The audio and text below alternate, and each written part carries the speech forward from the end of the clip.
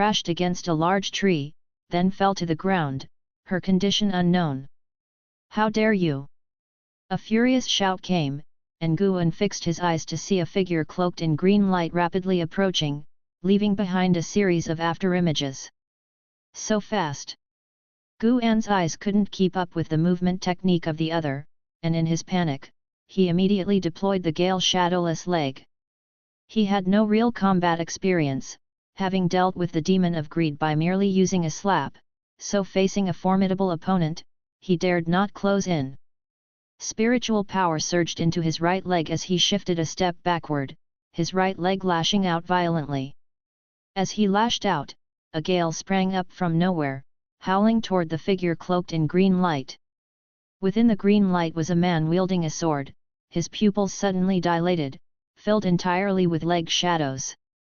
Dust filled the air, a row of trees were knocked down, leg shadows overwhelmed the swordsman, rolling on through dozens of yards with a mighty uproar. Guan retracted his leg and plunged into the darkness. The forest returned to calm as the dust settled, revealing the swordsman lying on the ground, motionless. At dawn, Yelan walked out of the house, her gaze habitually turned toward the courtyards of her senior brothers, and over not-so-high courtyard walls, she saw their figures. "They really are diligent, I can't afford to fall behind," Yelan thought to herself as she hurried along. Arriving in the courtyard, she briskly approached Guan and greeted him politely, "Senior brother." Guan smiled and nodded at her. "Senior brother, are you planning to do some work today?" Yelan asked curiously, as Guan was dressed in an old cloth robe, which he only wore during harvesting times. Guan replied, "Yes, I'm planning to take some time this afternoon to go up the mountain." Not dwelling on it any further, Yelan continued, "There was a fierce wind last night that scared me from cultivating. I was afraid the chaos in the spiritual energy might disrupt my energy absorption." "Senior brother, I heard from senior brother Meng that you once encountered a demon attack. What happened during that time?" While watching Xiao Chuan and Lu Jijia practicing the residual wind leg, Guan began to recount the incident. He was always patient, no matter to whom he was speaking. An hour later, after the junior brothers and sisters had left, Guan had some time to relax. He lay under a tree, one hand holding Green Hero Travelogue, the other playing with a white spirit rat, thoroughly enjoying his leisure. At that moment, he was still thinking about the two people he encountered the previous night. He had already restrained his power, so he hoped he hadn't killed those two, right? Guan felt somewhat uneasy, as after all, he bore no grudge against those two. In the absence of a grudge, Guan did not wish to kill anyone. With such concerns, Guan endured a rather distressing day.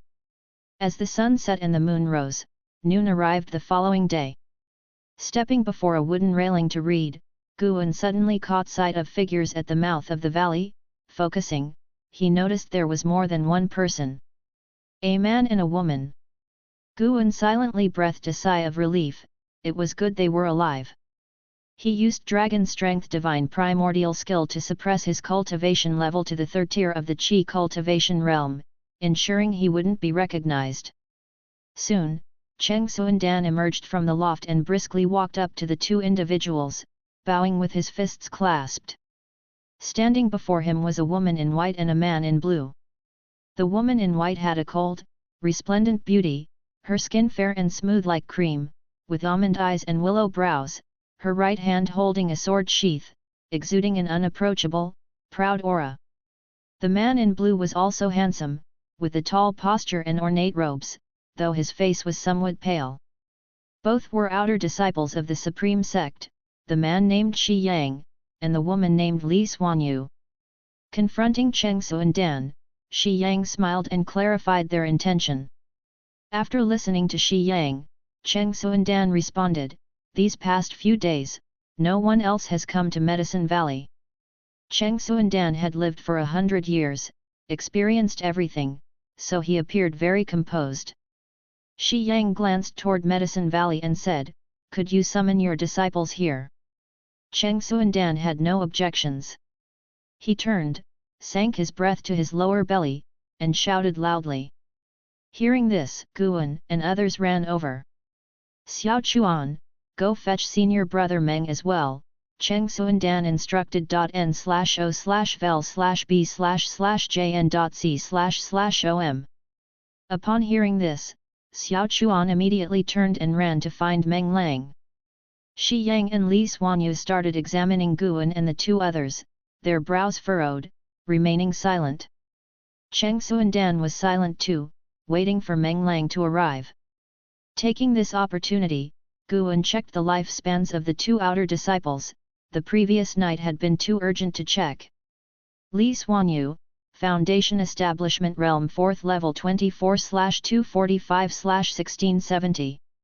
Shi Yang, Foundation Establishment Realm 5th Level 25/298/1304. Impressive.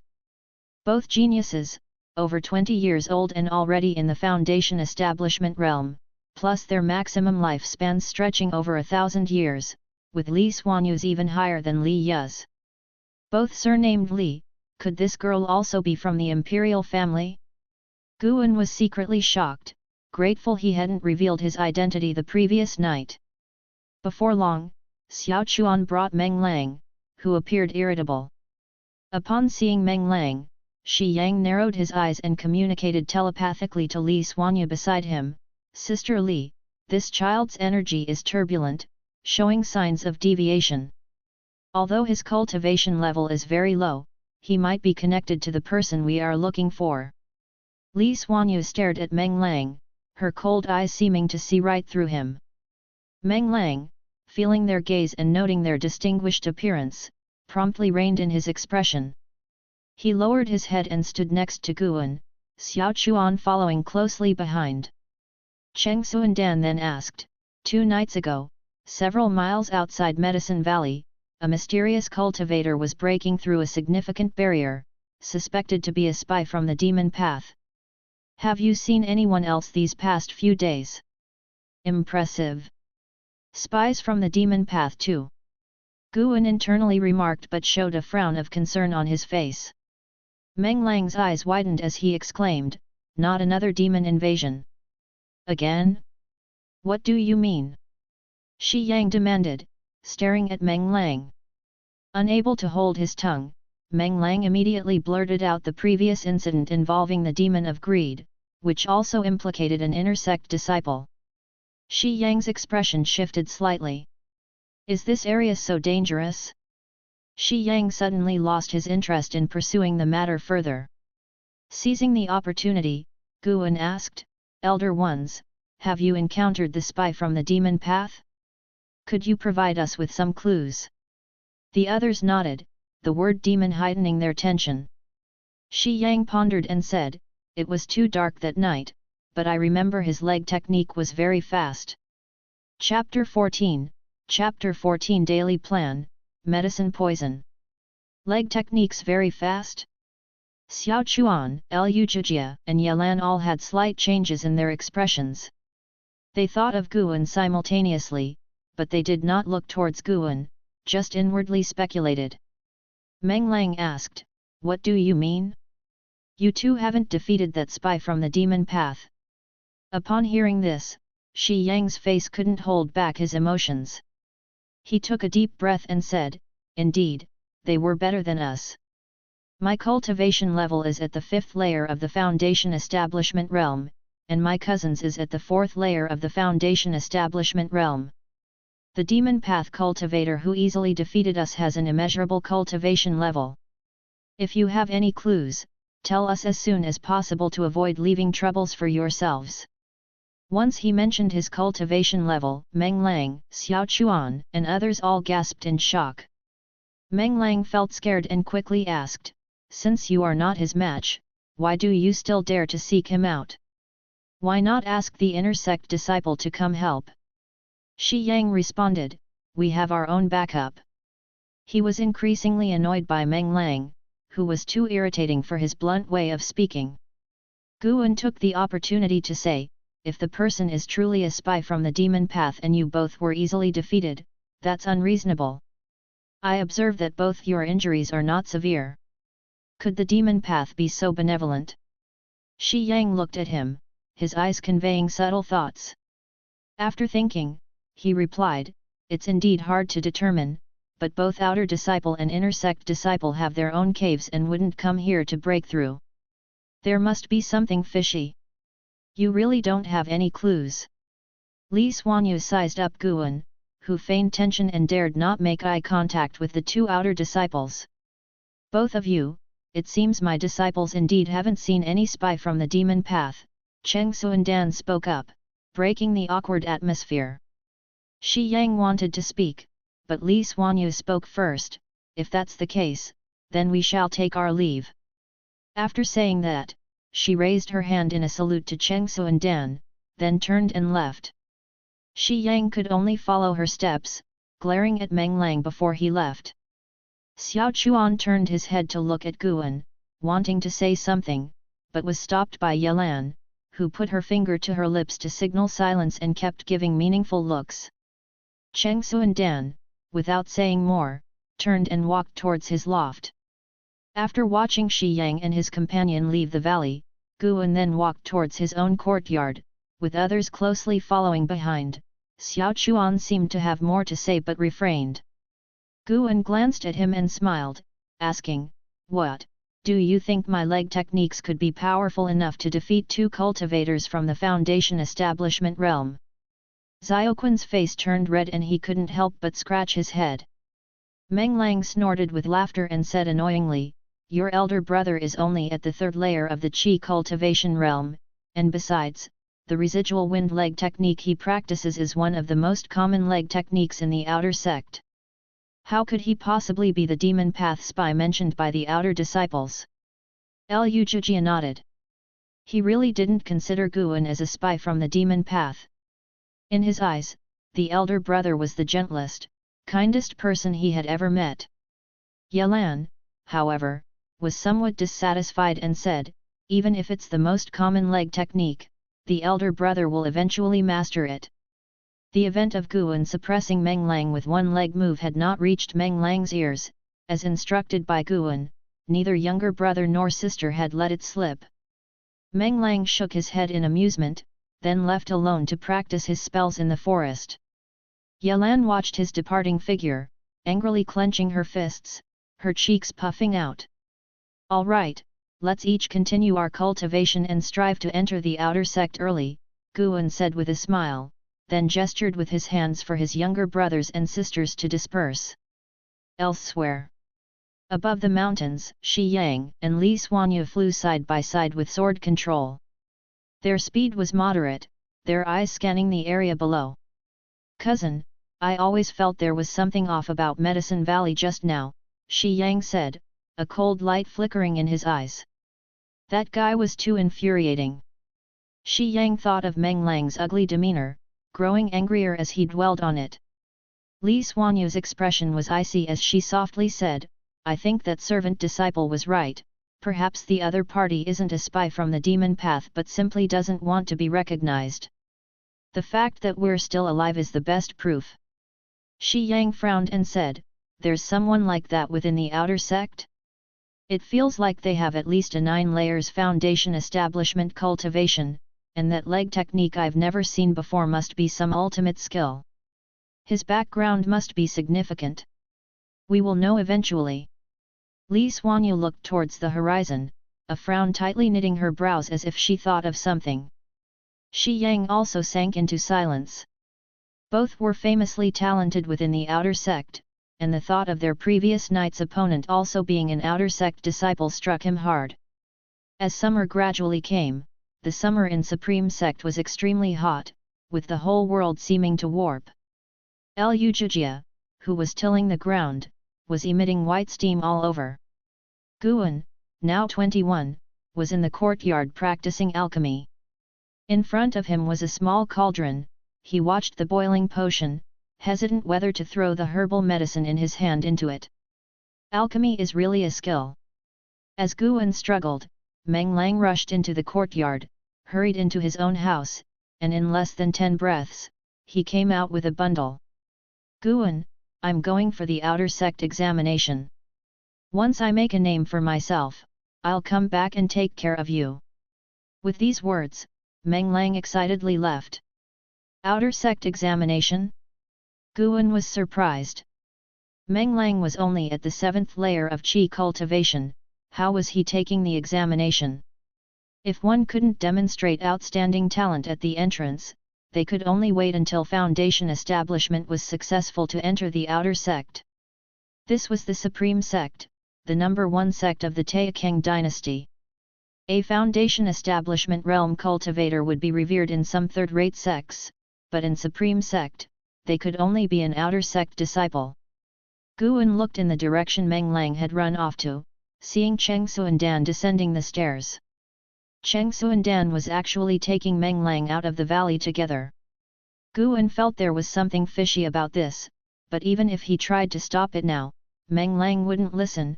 The fellow had become obsessed with becoming an outer sect disciple. Why bother with it? I am pursuing the path of immortality. If I get involved in this and that, will I ever have peace? Guan thought so, and his gaze turned resolute. He continued with his alchemy, striving not to think about Meng Lang.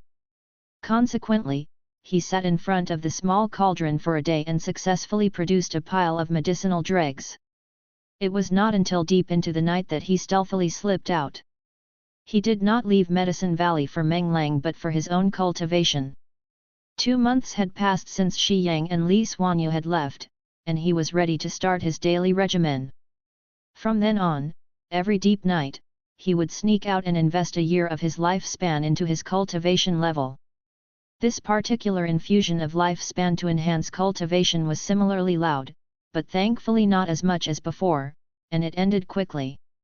The next day, Guan took the opportunity to ask Yelan how her cultivation went last night, and this time she did not hear any disturbances, having achieved a smooth practice.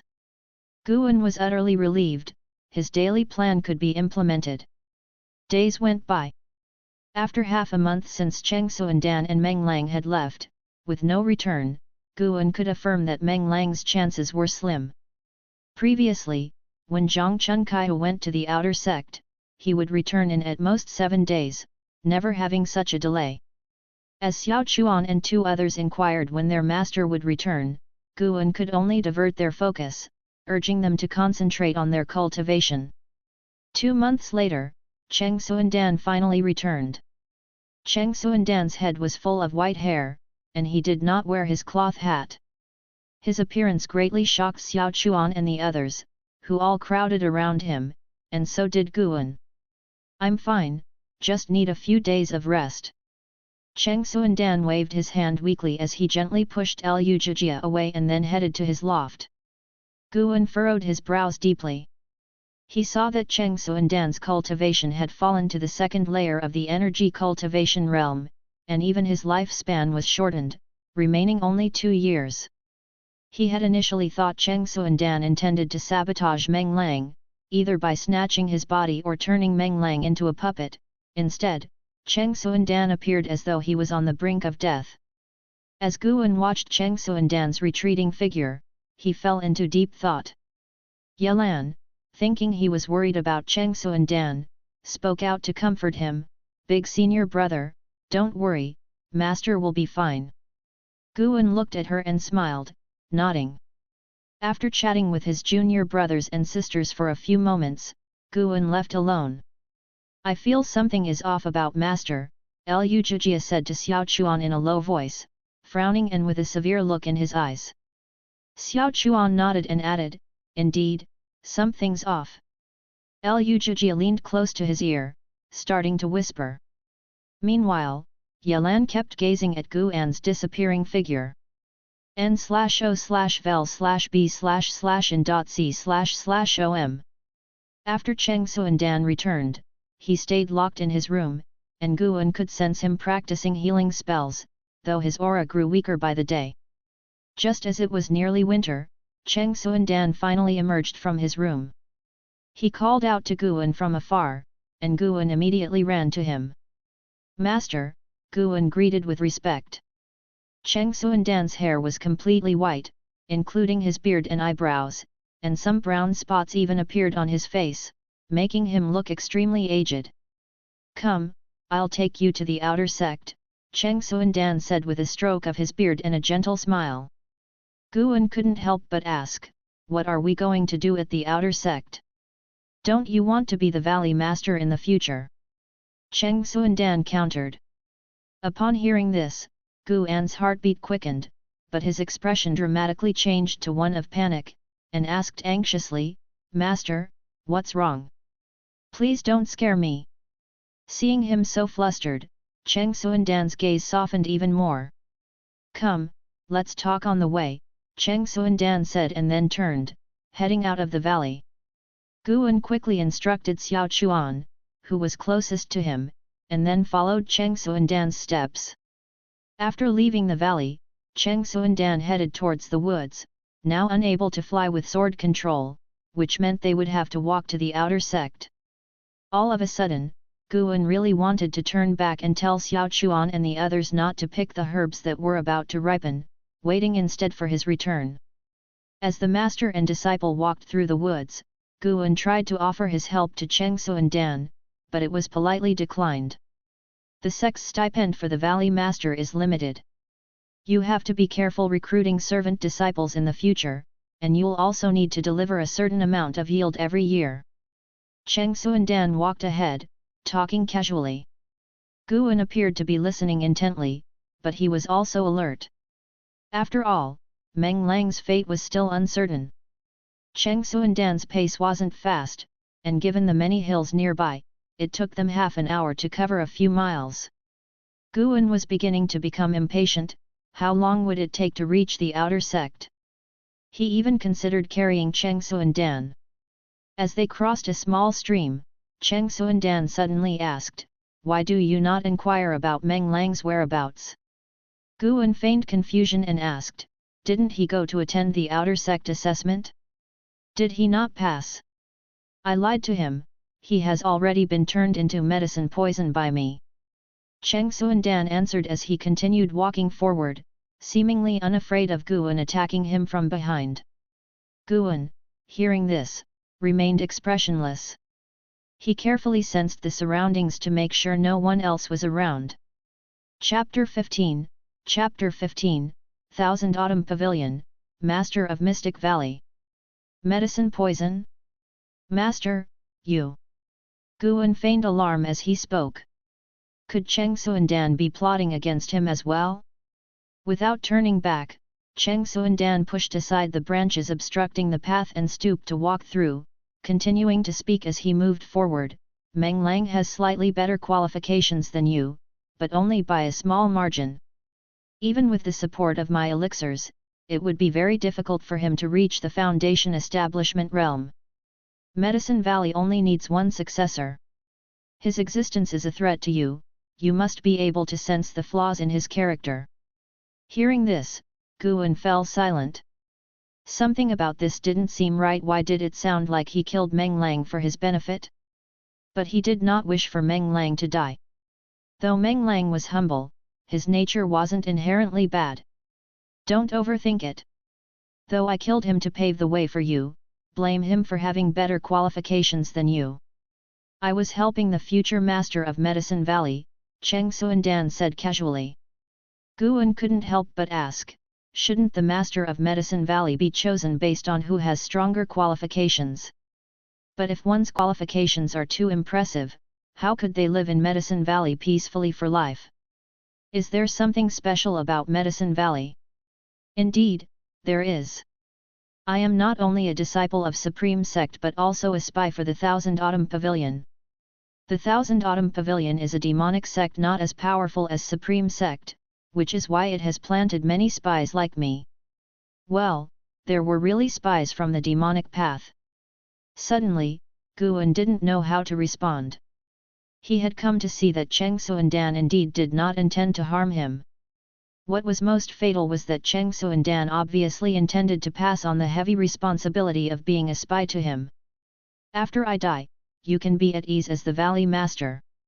You don't need to do anything deliberate. When the 1000 Autumn Pavilion needs you, they will naturally seek you out. All you need to do is to obey orders. Of course, you may also report to the Supreme Sect. After all, I don't have many years left. However, you have to carefully weigh whether the supreme sect can tolerate your presence. For a servant disciple like you, they would rather mistakenly kill than let one go, Cheng Xuandan said, his tone tinged with a hint of contentment that made Guan feel like hitting someone. Remember the secret code of the Thousand Autumn Pavilion, no regrets under the cold vines of 1,000 autumns, it is hard to find the root in the desolation of myriad laws. Do I have no other choice? What do you think? Guan was silent once again. Even for the Thousand Autumn Pavilion, a spy like me is insignificant.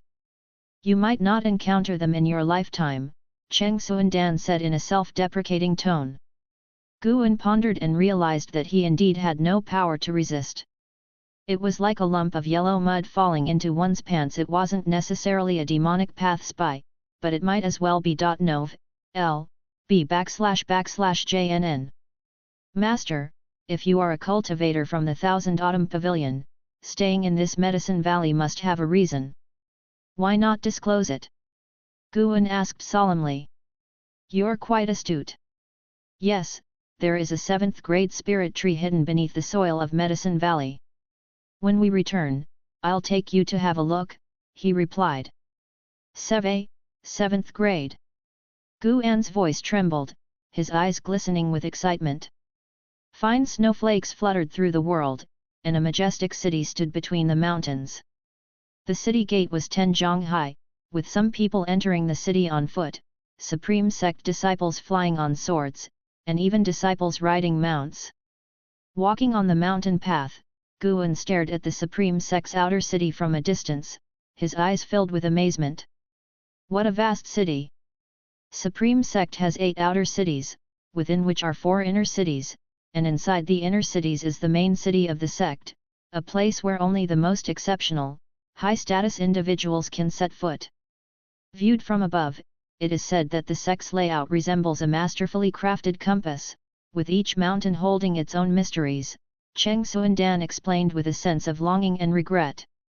Unable to contain his curiosity, Guan asked, how large is Supreme Sect, then? The journey here had taken them nearly half a month, which spoke volumes about the distance between Medicine Valley and this city. Boundless and vast, even I am not sure, replied Cheng Xuandan as they continued towards the outer city gate, with Guan following closely behind. When Guan first joined Supreme Sect, he didn't visit the outer city. An elder of Supreme Sect had hosted Ji Xiao in a mountain forest pavilion. It was on her account that when Guan expressed his desired destination, the elder dispatched a disciple to escort him to Cheng Xuandan's Medicine Valley. This was his first time at the outer city. As the master and disciple arrived at the city gate, Cheng Xuandan showed his token, and Guan caught a glimpse of 2 characters engraved on it. Mystic Valley. After entering the city, a thunderous uproar greeted them, surprising Guan. The city gate was shielded by a restriction. With his hearing, he couldn't detect any sound from within while outside the city. Top quality herbs, first come first served, only 10 plants for sale today. Treasures from the cave of a nascent soul great cultivator, come take a look. A purebred snow mountain spirit fox with the potential to speak human language after just 5 more years of raising. Treasure hunt. Treasure hunt. Each item for just 10 low-grade spirit stones, may luck decide your find. Maps of an ancient great cultivator's cave, available for those with substantial strength. Guan was drawn to the shouting from both sides of the street. There were loft shops on both sides, and the street was spacious without any disciples setting up stalls. He even saw brothels. Impressive indeed, befitting the reputation of an upright and orthodox sect. Cheng Xuandan continued to describe the sights, broadening Guan's horizons. No wonder so many people were desperate to join Supreme Sect, the resources for immortal cultivation were indeed plentiful.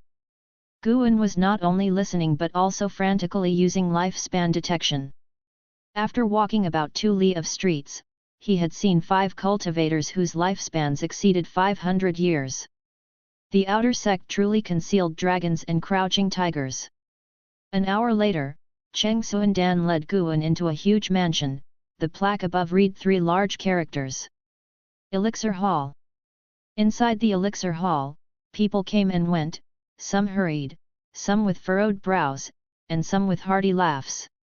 Guan followed Cheng Suandan to a courtyard to meet an elder of the Elixir Hall.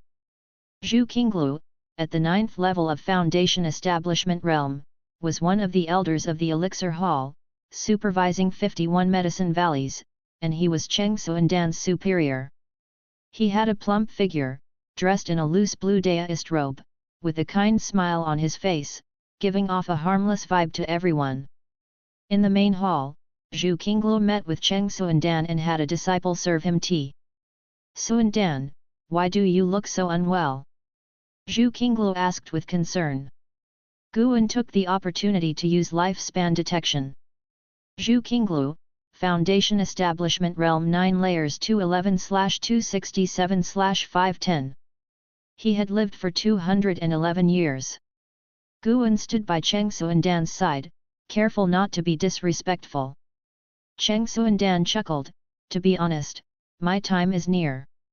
Today, apart from delivering herbs, I am here for my disciple. I want to transfer the position of Valley Master of Mystic Valley to him." Zhu Qinglu looked at Guan and laughed. 3rd level of Qi cultivation, it seems this child has something extraordinary about him. "Oh, please. What a dirty curse." Cheng Suandan smiled and said, "This child has a pure nature, can unite disciples, and is willing to stay in Medicine Valley for life. He's the best candidate." Zhu Qinglu didn't say much else, he raised his hand and gestured, and a disciple walked in from outside the hall. 30 minutes later, Guan walked out of the Elixir Hall with Cheng Suandan, playing with a bronze token in his hand, inscribed with the words Mystic Valley, feeling the presence of restrictions within it. From today onwards, in the Supreme Sex Elixir Hall, his identity would be Master of Mystic Valley.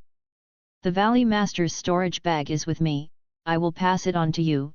Cheng Suandan's voice came from ahead, interrupting Guan's thoughts. Guan quickly asked, "Master, where do we go next?" He wanted to return. A batch of herbs was ready for harvesting and he was worried his junior brothers and sisters would pick them. "Before we return, I'll take you to the Chores Hall, where you can recruit servant disciples. Today, you can recruit 1 servant disciple to take back with you.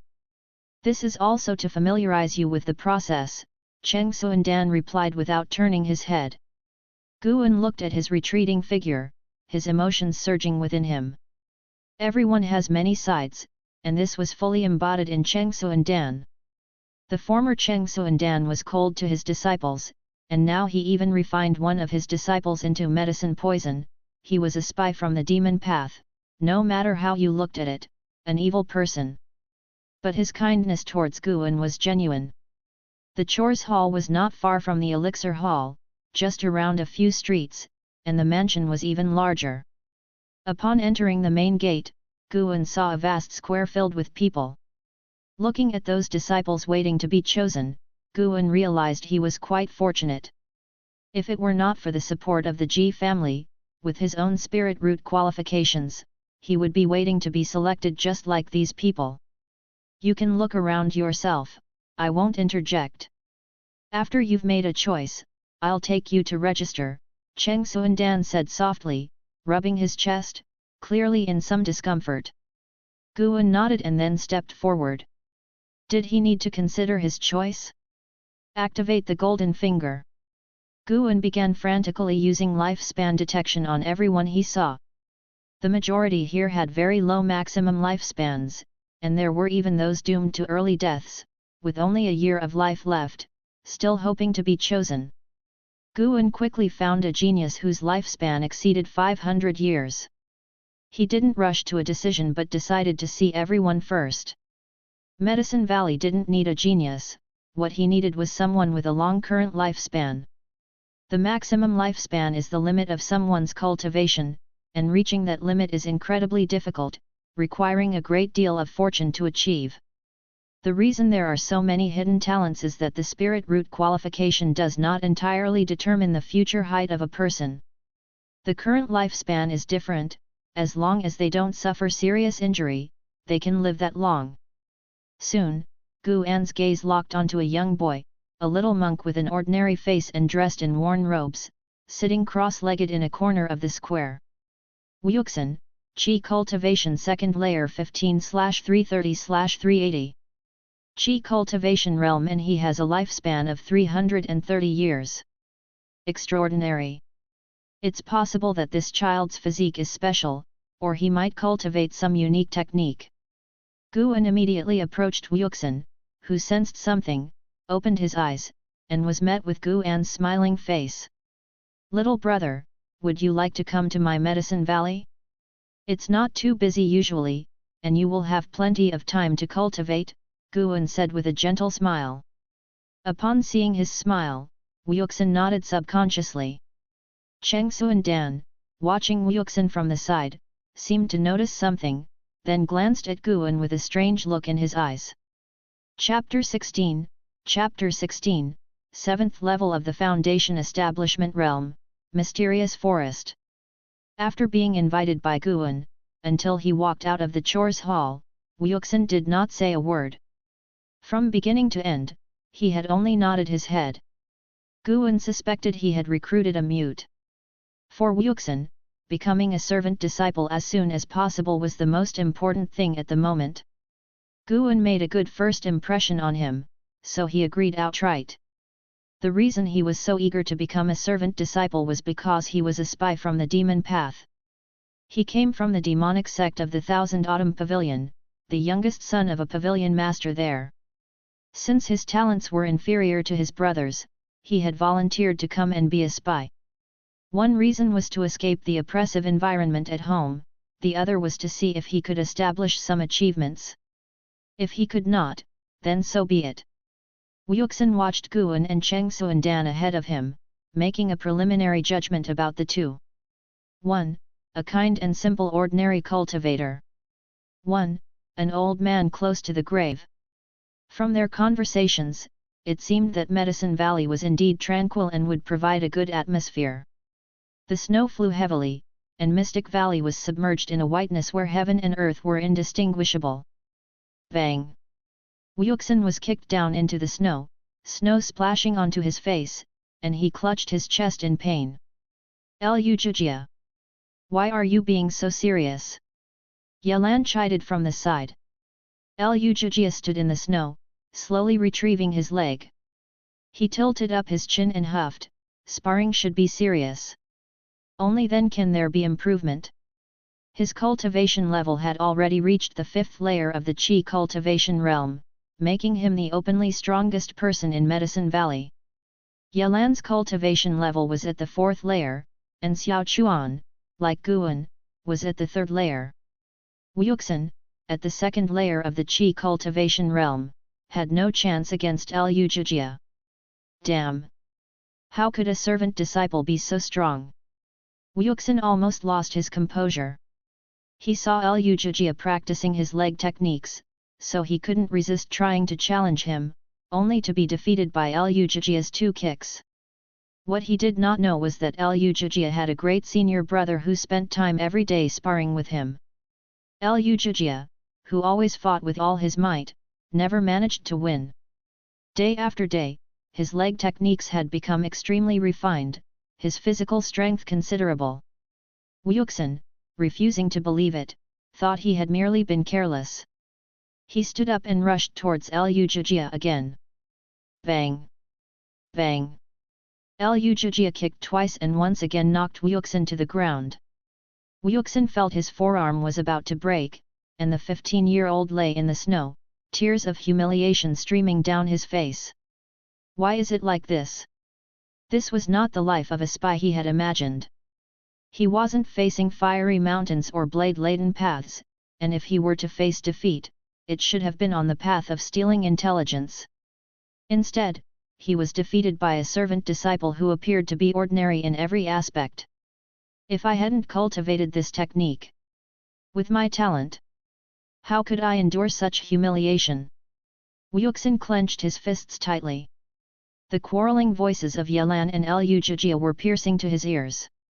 Lu Jijia, looking at Yelan before him, disagreed, he's a boy, not a frail girl. Step aside, don't be biased towards him. When senior brother kicked me to the ground, why didn't you say anything? Yelan glared at him and said, how could I not say anything?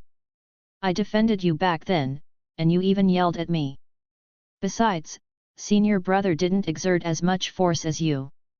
Think about it, when senior brother spars with you, doesn't he wait for you to finish all your leg techniques before he gently defeats you?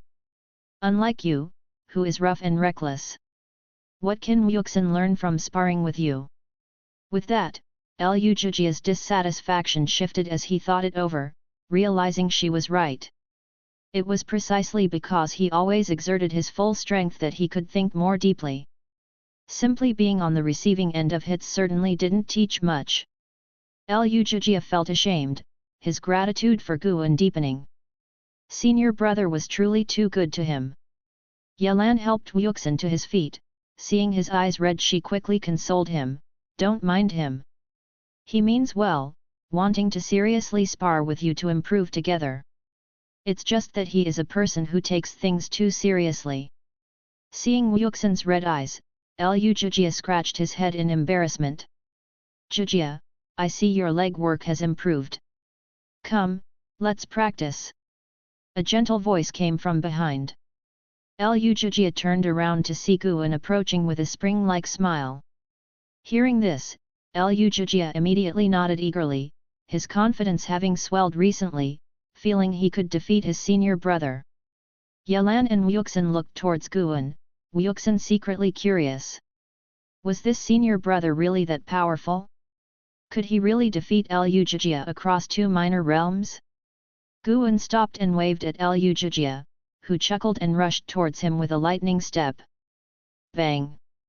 Lu Jijia was sent flying 10 meters, carving a long trench in the snow. Seeing stars, he nearly passed out, feeling as though his organs were shifting, the pain immense. Wuxin was stunned. Such fast legs! He hadn't even seen how Guan had kicked. Yelan, on the other hand, laughed with joy, quickly walking up to Guan to praise his increasingly faster leg work. Guan ruffled her hair, then turned to Wuxin and asked, Wuxin, do you want to learn leg techniques in the future? Wuxin's lifespan was longer than that of others, marking him as having potential talent. He couldn't be damaged by Lu Jijia's kicks. Yes. Wuxin responded, his tone firm and strong, unlike his usual gentle self. From a distance, Lu Jijia's wails of pain drew Guan's attention. n/o/vel/b/jn.c//om. Guan walked up to him, looked down at him, and snorted, stop pretending, brother asks you, do you like this kind of sparring? Lu Jijia lay on the ground, slightly turning on his side, glanced at Guan with one eye, saw his serious expression, covered his eyes again, and said in pain, brother, I was wrong. Guan pulled him up, patting the snow off his body while speaking softly, a true strong person is not one who defeats those stronger than himself, but one who can control his own arrogant heart and not bully those weaker than himself. Lu Jijia rubbed his chest, seriously pondering Guan's words. Yelan and Wuxin also heard, especially Wuxin, who was greatly moved, he never expected such a highly skilled person hidden in this small medicine valley. In the Thousand Autumn Pavilion, bullying the weak was the norm, he was weak, even his father and brothers bullied him. That's right. They were not strong at all. Wuxin thought to himself, his view of Guan changing. You start by teaching Wuxin how to train his legs, Guan said, patting Lu Jijia's shoulder. Lu Jijia xiquely nodded, not daring to refuse. Afterward, Guan took Yelan up the mountain to look after the seeds that had been planted not long ago. Xiao Chuan was on the mountain. As for Chengsu and Dan, after returning, he stayed in his room without coming out. Guan had visited once, and he said he was recuperating, after which Guan didn't dare to disturb him again. Days passed, and with the addition of Wuxin, Medicine Valley became lively. Lu Jijia and Xiao Chuan loved to tease him, and the sound of the three frolicking could be heard in Medicine Valley from time to time. The end of the year. Night fell. Guan was reading in his room, no longer the Green Hero Travelogue but another book titled Thousand Autumn Pavilion Secret History. This book came from the book collection Pavilion of Medicine Valley, its authenticity unknown, but he read it for amusement. The lamplight of the oil lamp flickered slightly, strands of cold wind sneaked in through the cracks of the window, but Guan, now at the 6th layer of the Foundation Establishment realm, remained unaffected. When he finished the contents of the current page, he put down the book, preparing to stand up for his daily routine. Suddenly, he heard a slight noise from the neighboring room. Someone was stepping out of the room, their movements light, but they couldn't escape his ears. It was Wuxin. Guan was very familiar with the aura of everyone in Medicine Valley and instantly identified the person. He silently listened to Wuxin's footsteps. Wuxin headed toward the book collection pavilion and upon entering, started browsing through the books. What is he looking for? Guan was filled with curiosity. In his view, Wuxin was very honest, conscientiously doing whatever he arranged, unlike Lu Jijia who would occasionally slack off. Besides being honest, Wuxin also had a competitive spirit second only to Lu Jijia, frequently challenging his two senior brothers, repeatedly losing and fighting repeatedly. Could it be that this kid was looking for a secret manual? Thinking this, Guan felt a bit sorry for his young junior brother. Starting tomorrow, he would personally teach the young junior brother. Wuxin searched for half an ancient hour, then quietly returned to his own room. A while later, Guan got up, quietly leaving his room. He was off to the distant forests for his daily routine. Another summer arrived. Guan turned 22 years old, his lifespan had already exceeded 4,000 years, and he planned to save up to 10,000 years before using it. Half a year passed, and thanks to his daily routine, his cultivation level successfully broke through to the 7th layer of the Foundation Establishment realm, though his apparent cultivation level remained at the 3rd layer of the Qi cultivation realm. As time passed, Guan grew increasingly curious about the 7th tier spirit tree that Cheng Xuandan had mentioned. He had even tried searching for it, but could never find the entrance to the underground. Occasionally, Wuxin also explored around at night, and once, the two nearly ran into each other, but fortunately, Guan's excellent hearing alerted him in advance. Nearing noontime, Guan squatted under a tree, observing his white spirit rat. The white spirit rat was frantically running in circles in front of him, very lively. Has it grown? But spring has already passed. Guan thought puzzledly. He had raised the white spirit rat for a few years, and its size had not changed. Without Li, he could not judge the growth stage of the white spirit rat. The little creature had been spinning in front of him for a long time. The white spirit rat seemed to understand Guan's words. It suddenly jumped up, bit Guan's hand, then swiftly ran away. Guan did not feel any pain, so he was not angry. His gaze followed and saw that the white spirit rat actually stopped and started frantically running in circles again. Wait a second. Could it be?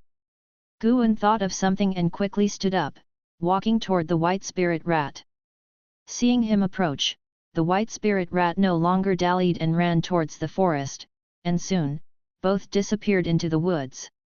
Wuxin stood under the tree, looking in the direction Guan had gone, frowning. He speculated, the forest again. Lu Jijia mentioned that the previous Liya and Meng Lang also liked to cultivate alone in the forest, and senior brother's leg technique is far superior to his cultivation realm.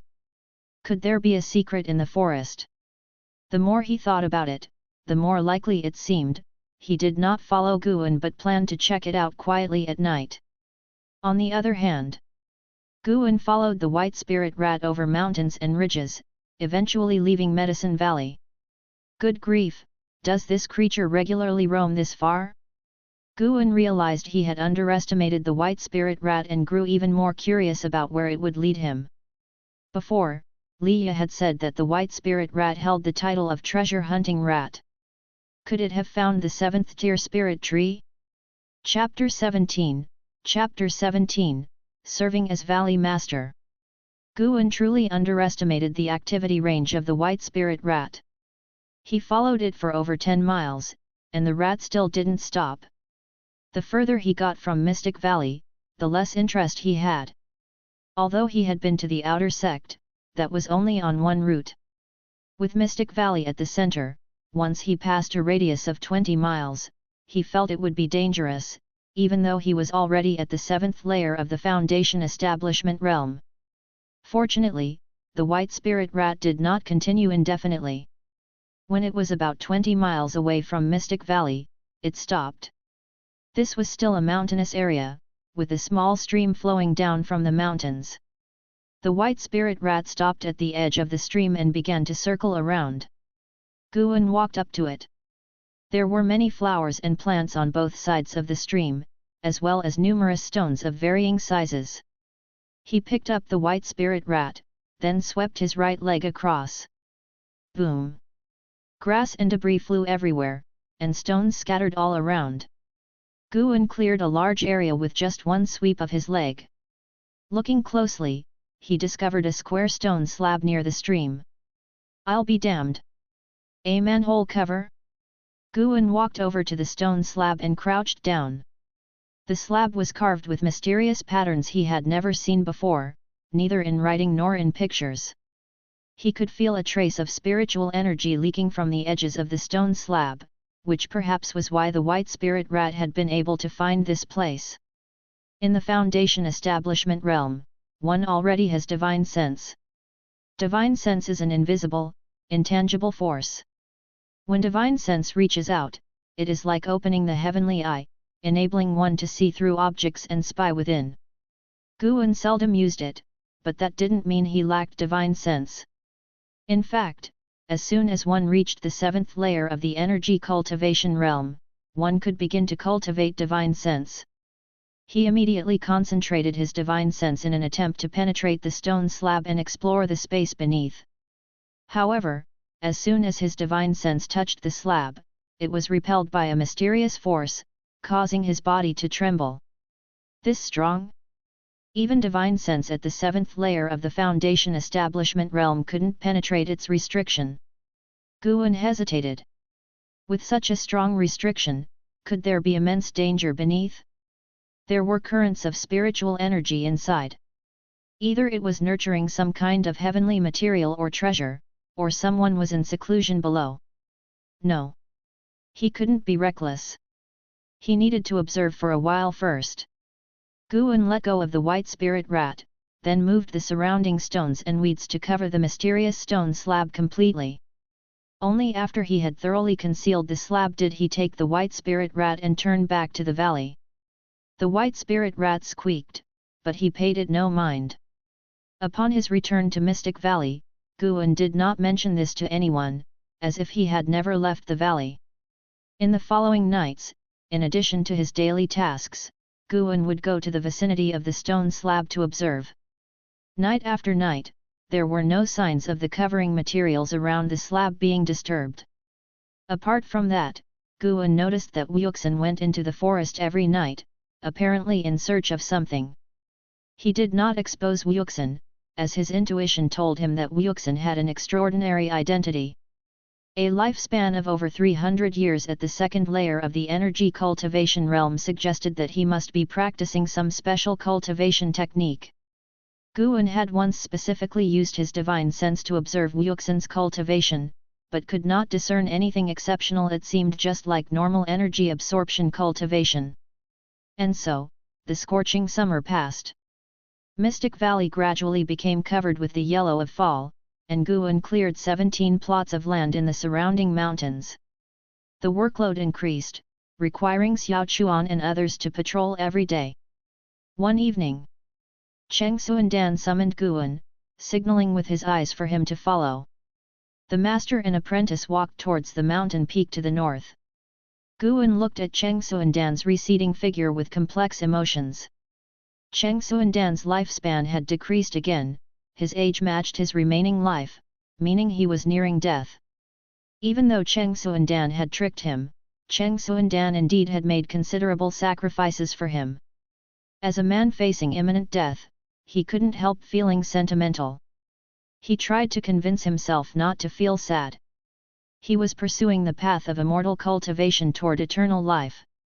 He would inevitably experience many more farewells in the future and would eventually get used to them. Of course, this was provided that he could keep on living.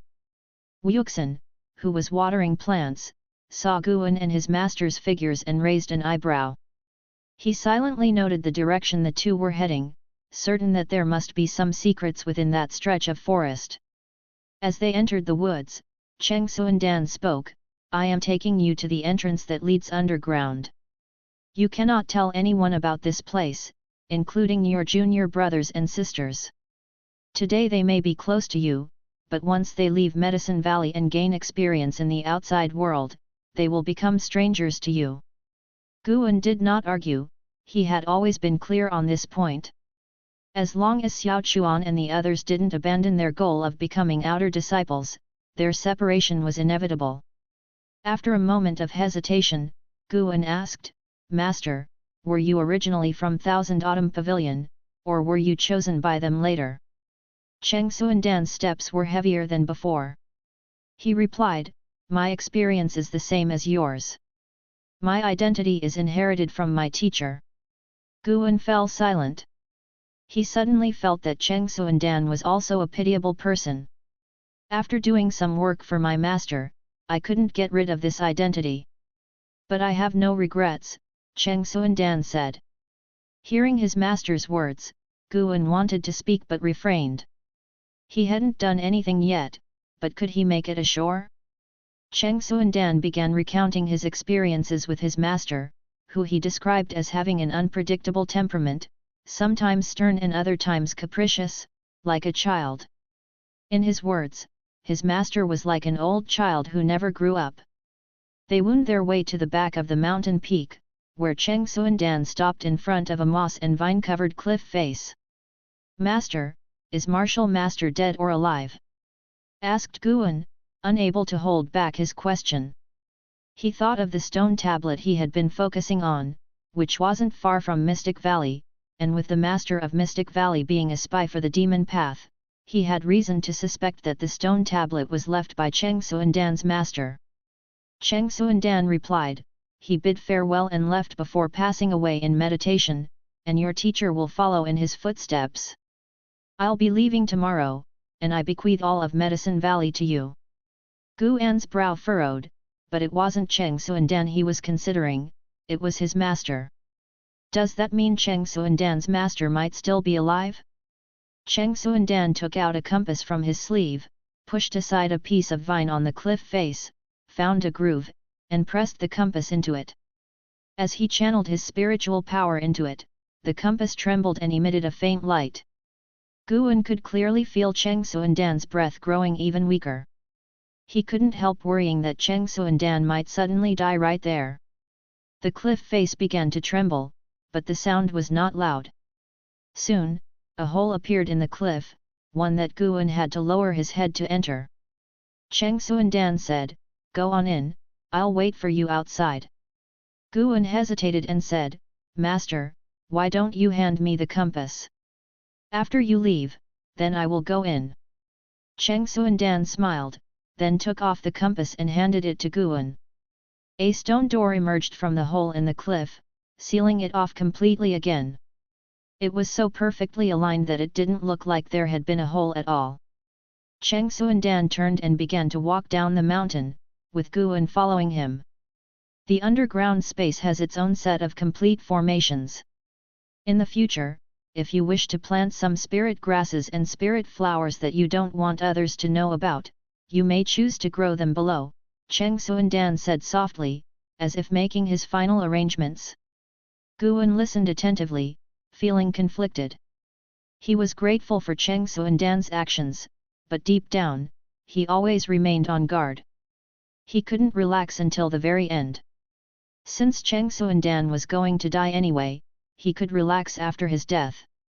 In the future, Guan would offer incense to Cheng Suandan annually, and he would show his respect then. The descent down the mountain was slow. Cheng Suandan's voice was faint as he described everything below ground, and Guan listened carefully. The details were plentiful and didn't sound fabricated. By the time they reached Medicine Valley, night had already fallen. Cheng Suandan's last words to Guan were, "Life's journey is long. Sometimes being of average talent is a good thing, and you can do what you want to do." Guan watched him return to the pavilion. After Cheng Suandan shut the door, Guan still stood there, gazing, lost in thought. After standing still for nearly half an ancient hour, Guan finally walked to his own courtyard. The junior brothers were all cultivating in their rooms, and the courtyard was quiet. That night, Guan was cultivating the entire time. Just before dawn, he heard Cheng Suandan's footsteps. He went to the window and watched Cheng Suandan descend the stairs. Cheng Suandan moved staggeringly and slowly. He didn't look in Guan's direction. After descending the stairs, he headed straight for the valley entrance. Guan watched his figure vanish at the mouth of the valley but still did not leave the window.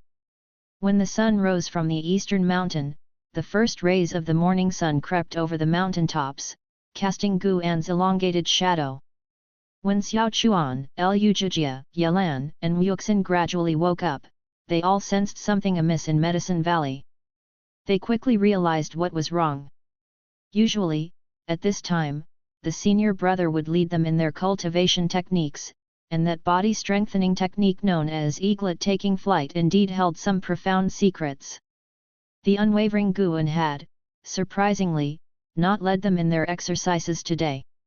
It wasn't until noon that Guan appeared and gathered them together to announce that Cheng Suandan had departed and, starting from today, he was the master of Medicine Valley.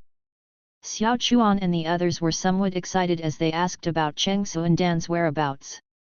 Ever since Liya had left, Cheng Suandan had become gentle, and he was very kind to his disciples, so their impression of him was extremely good. Only Wuxin was not particularly moved. After half an ancient hour of commotion, the junior brothers and sister finally dispersed. Guan went to the mountain peak, gazing at the direction Cheng Suandan had left. It was only after Cheng Suandan's figure had completely disappeared from view that Guan went into Cheng Suandan's room. Cheng Suandan's pill furnace was still there, and the table beside it was covered with various items, including a storage bag, letters, numerous keys, and even a jar of spirit flowers. He picked up the letter and read its simple content. "My dear disciple, knowing your fondness for harvesting flowers, I leave you with a 5th order tiger blood flower to pick as a parting gift." A smile appeared on Guan's face as he then picked up the storage bag. N/O/vel/b/in.c//om. He was most interested in that item. What cultivator would be without a storage bag? And so, he began to check the legacy Cheng Suandan left behind. It wasn't until evening that Guan left Cheng Suandan's pavilion, now with a purple fabric bag at his waist, which was Cheng Suandan's storage bag. He headed toward the northern mountain peak, arrived at the cliff where the underground entrance was, and took a compass out of the storage bag, placing it in the groove on the cliff face. Along with a deep rumble, a hole appeared in front of him. Guan took the compass and then ducked his head to enter the hole. After only 5 steps, the tunnel suddenly expanded, and as he moved forward, the mouth of the tunnel began to close. Chapter 18, Myriad Poison Mystic Skill, 7,000-year lifespan. After the entrance completely closed, Guan continued along the tunnel. With the spiritual power of the 7th layer of Foundation Establishment Realm, Guan moved as if walking in broad daylight, unimpeded, while the tunnel widened as he progressed, seemingly endless. Guan grew more curious about Cheng Suandan's master, wondering what kind of remarkable person could construct such a massive underground tunnel. The tunnel meandered downward, and after traveling over 10 ancient hours, Guan still hadn't reached the end. He could now be certain that the area beneath the slab was connected to this underground tunnel. Subscribe to Chinese Novel Audio Wave. A gust of spirit wind came from the tunnel ahead, hitting Guan's face, making him feel refreshed and delighted. Light began to appear ahead in the tunnel. The walls were set with various colored crystal stones, which Guan carefully sensed and found disappointing as they were not spirit stones. If they had all been spirit stones, he would have struck it rich. As Guan thought this, he continued forward. His senses remained on high alert. Although Cheng Xuandan had been very good to him until the end, the thought of Cheng Xuandan's methods with Meng Lang made him cautious. What if Cheng Xuandan was just acting? After walking a few more ancient hours, Guan saw that the tunnel ahead was very bright, and he heard the sound of water. The exit was here. Guan cautiously made his way forward, arrived at the tunnel exit, and looked into the underground space ahead, his eyes widening. I really struck it rich. Guan murmured to himself, a look of joy in his eyes. Following his gaze, there was a vast underground space ahead, several times larger than Mystic Valley, with a height from the ground to the ceiling of over 100 yards. A giant tree, over 100 meters tall and needing dozens of people to encircle it, stood there. Its branches and leaves were sparse, bearing fruits that looked like lanterns, glowing blue and translucent. Beneath the tree was a dense grassland, and beside it, a 2-yard-wide underground river flowed, perfectly at the edge of the space, against the cliff. Green Vine Tree, Grade 7245/9999/87600. An extreme lifespan of 87,000. Nearly 10,000 current lifespan. Seeing this prompt, Guan felt an impulse to uproot the tree but restrained himself. According to Cheng Xuandan, this 7th grade spirit tree was key to the underground formation, overseeing the entire formation which allowed other heavenly materials and treasures to grow freely. The spiritual energy gathered by these treasures would drive the formation and, in turn, nourish the spirit tree. If he uprooted the green vine tree, Guan would lose a planting site of immense potential. This place could also serve as his dwelling. The formations set by Cheng Xuandan's master were extensive and rich. Here, one could cultivate and make breakthroughs without any noise escaping. Guan scanned around and saw numerous distinctive stone statues embedded in the tunnel walls in various directions, each with unique symbols between them, arcane and mysterious. He stepped out of the tunnel entrance, and as he entered, he noticed a stone tablet next to him, engraved with 4 characters. 8 Scenic Caves. After looking at it briefly, Guan continued to walk into the grotto heaven. Along the way, he frantically used lifespan detection. All over the place were 3rd and 4th grade spirit grasses and spirit flowers. The closer to the green vine tree, the higher the grade of the herbs, dazzling him. With such a huge treasury hidden, how could Cheng Xuandan fail to reach foundation establishment? Guan didn't know whether to sympathize with Cheng Xuandan's poor abilities or his inadequate alchemy skills. Even if his alchemy skills were lacking, Cheng Xuandan could sell some herbs, exchange them for spirit stones, or ask the alchemists of Supreme Sect for help with alchemy. In Guan's view, for a sect like Supreme Sect, securing resources for a foundation establishment cultivator shouldn't be difficult. Of course, another possibility was that Cheng Xuandan feared revealing his identity. Guan walked to the base of the green vine tree. Standing there, he could better feel the vastness and vitality of the tree. He circled around the green vine tree and saw that there were not just one entrance to the 8 scenic caves but a total of 8. He suspected one of the entrances might lead to the slab he had discovered earlier. N/O/vel/b/jn.c//om. He had no immediate plans to explore the other entrances. Turning around, he took out the 100 herbs collection from his storage bag and began to cross-reference them.